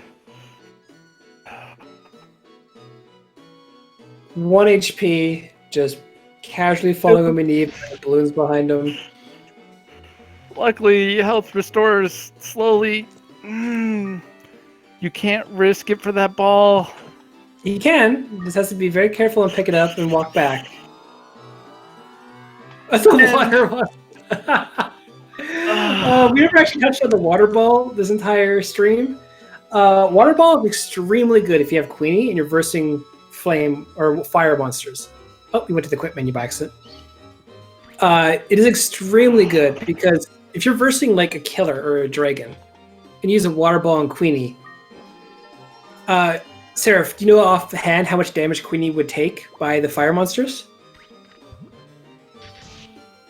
Wouldn't it be completely negated at that you're like point? level 20 and the killer will do like 4 damage to you. Like, it's really good versus the fire monsters. But also if you have a familiar, not level 1 on floor 6. I mean, the fact that he's on floor 6, level 1, with like no resources is impressive. Yes. And we do have a Scarlet Wand on Shuzo's side. Yeah, he picked up the one that Chef found last run. Pick up that Liam. Yay! He's not in as bad of a spot as Chef was that he couldn't really go out of his way to get it. Can he go for the pickup, or are you going to go for the medicinal herb? I know he has one of them in his inventory. What he should do is AI 1, and then walk backwards, so then Queenie has a chance of taking a hit. Or that, I guess. Okay, so another thing that we didn't really point out, also Chef is going to die from the balloons there, as Queenie dies on that side. Oh, he had a Olean fruit there too. Darn it. Yeah, he just picked it up. Yeah, what do you, oh well. So, what happened with, why did Queenie walk in front of Ko there? Is because when Ko uses an item, he's an idiot and he faces the camera, but he doesn't turn away from the camera. So then your monster says, wow, I should be able to walk behind you. Oh, there's nothing there. I'm gonna walk in front of you. And he tends to get hit. And it's really, really annoying, like extremely annoying, truthfully, that ends up being like that. So when you're going to be using items that are like medicinal herbs, health seeds, whatever, turn the camera so Queenie is behind you. I think we're gonna have it where their first run or their first entries, where it was basically just a matter of Shuzo getting there by seconds, is gonna be the difference. Chef is saying he's done for now. Let me just ping Shuzo quickly. I think Shuzo might be willing to be done too, if he knows that he's won.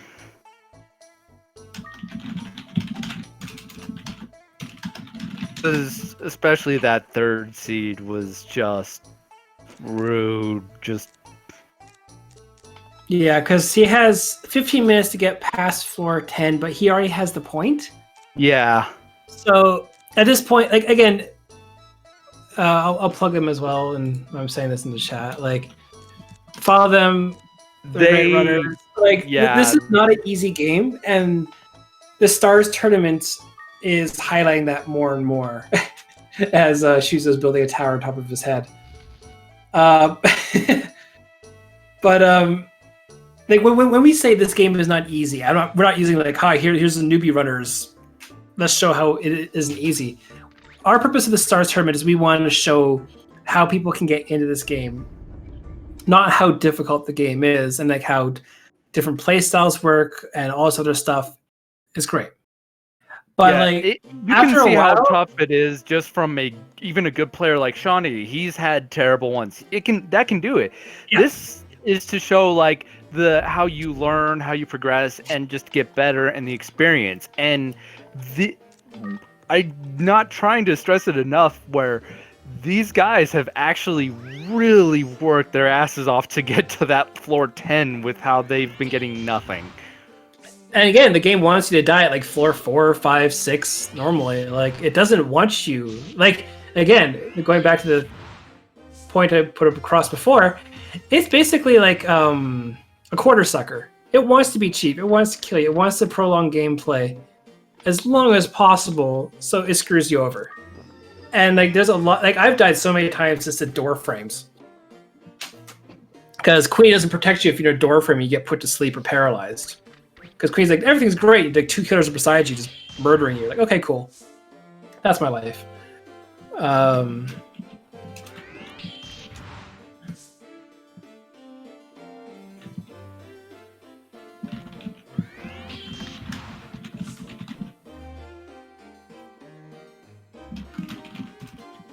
Let's do this.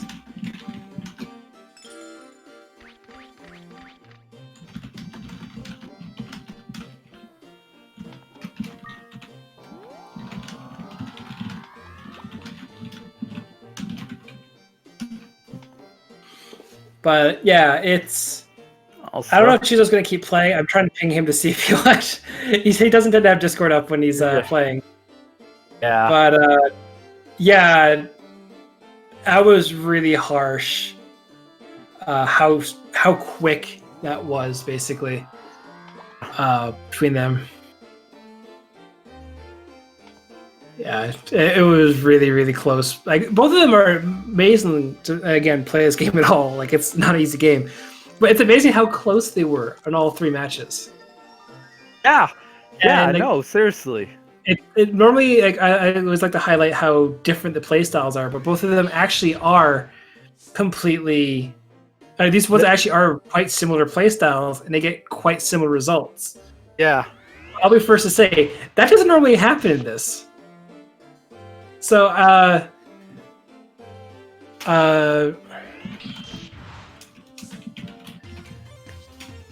just trying to see if, do you want to? Shuzo's gonna keep going if they want to do an interview or anything like that. Yeah, we can always have now. Yeah, I'm just trying to see if like what's going on because we have 11 more minutes, but the points have been decided. Shuzo did manage to get to floor 10 like 10 seconds prior or 20 seconds, whatever the small margin of time was, and that's just how it works. Is ta-da. Okay.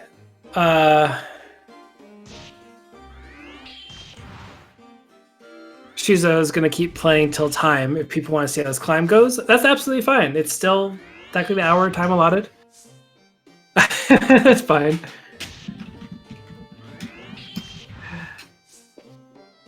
Oh wow. Okay. Oh yeah, Chef. I definitely don't blame him. That's very late for where he is. I thought it was. So that's the European time. It's 3 a.m.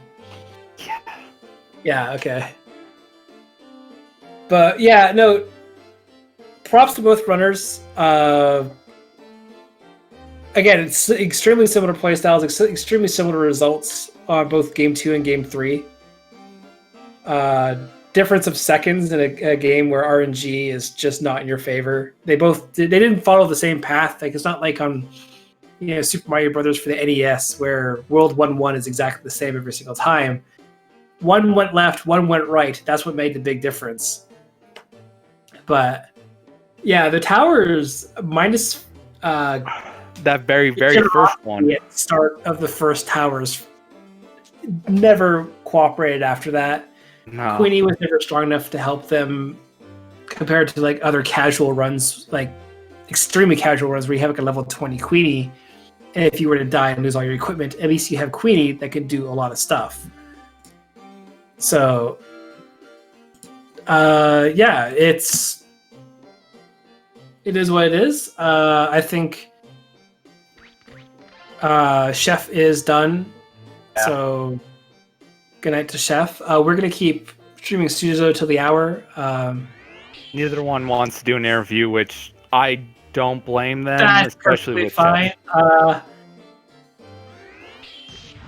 even beyond just Chef, it being late for Chef. Again, both guys have even said that they were tilted. These towers were just it's very bad to lose a Scarlet and Diamond from a death. Like that feels bad. Like again, he has a Scarlet 1. He's able to re-enter. He did use a Wind Crystal, but oh man, like I would have like on Shuzo, I would have checked that crystal in case it's a water crystal. Like that's I would have seen if it was a Wind Crystal just to get out again. I think at that point, if you die for the or have re-entry in the 4th attempt, it's like I'm pretty sure that's the thing. Well, that's why Chef gave up, because I mean, this is the same power entry that Chef quit on. Yeah, that's true. And the thing is, like, also that's the water ball there. You're right. Yeah. And the fact that Chef went in 4 times with how bad it was going, that also shows determination, and I give him props for that. Yeah, he really did as much as he could. You can't fault just like hating this tower at times, but at the same time, you learn from your mistakes. You learn about movement, camera movement. You learn about enemy traits, maneuver juking, of how to like when to leave the tower. Like when is it beneficial just to quit? Everything like that is just things you need to learn about for the next game, and you always have to have try to have a positive attitude. You don't always have to. You can always be mad at the game. Feel free to. But if not, blames that night. Exactly. Like if Shuzo were to walk upright and actually approach the balloon actually would have followed him into the pit, and he'd have the advantage and take less damage. Like stuff like that. Like just knowing, okay, if I'm gonna have to fight and do whatever, I might as well have the advantage. The height advantage adds like a whole factor, just like the same type attack bonus, basically with the wands. She's just saying nope. Taking the damage, yeah, okay. But like, there's a lot of small things that a lot of the newer runners here in the Stars tournament don't quite know yet, and that's what the coaches are trying to do. Doing weekly matches is helping them. Like I know. Earlier with Lede Deme and her match, like I saw that she got to floor 23. Like that is phenomenal to do on like, let alone an hour. I don't know how many entries it was, but that's not normal. Like this game really, really hates new players and hates veteran players just as much, truthfully. I mean, Chef getting to 25, even with how nice that first tower was, him getting to 25 is astounding. Like yes, like. Again, there's only 40 floors in the tower. Floor 40 is a joke. For those who don't know, the end boss actually, you can't lose against it unless you play the randomizer and turn on the boss mode. Which, again, thank you, programmer, for doing that during a marathon run. That was funny. I got to floor 40 that run, too. Did you know that Beldo naturally has Reflect on him? I didn't. I shot it with the fireball. Anyway, I'm not bitter, don't worry. But the thing is, as we're winding down, we have 4 minutes left. I do want to give, again, shout-outs to the community. You can see our Discord link is there. Once again, here's the runners. There's the commentators. I love seeing the community support in the chat. We have, obviously, a lot of the members of the Discord who they have the Azure streamer tag, or not Azure streamer, Azure watcher tag. We ping that every time a tournament match comes on, so if you join our Discord, ping a mod, we can give you the role so you can stay up to date, or follow SpeedGaming, check the schedule, you can see when we're doing stuff. Fortunate no bomb trap there. Yeah. Also, floor 10 on Shuzo. Might actually be his previous. There you go. Floor 11. So not just by 20 seconds, getting that. So that is 56 minutes to get to floor 11 there. So, but I am more than proud of this community because again, like when me and Adarsis, Sand Knight, Captain Luigi, and Don Fargo made this Discord, we were surprised if we were lucky to get like 12 people watching this, maybe. Like we thought, oh wow, this is extremely obscure and no one wants to do that. Oh. Well, there you go. Shuzo's calling it for that. Yeah. GG to Shuzo, GG to Chef. You guys did absolutely amazing. Do not feel bad about dying in the tower. The game hates everyone equally. But I think that's it from me and Seraph. Thank you again, SpeedGaming, for always being wonderful for helping us set up and do things. Good night if you're in Europe, like I assume Chef is, if it's 3 a.m. And thank you to everyone in chat. It's always been great entertaining everyone. Anything else to say, Seraph? Just like you said, thank you to everybody that tuned in. And I will mark that as done. There we go.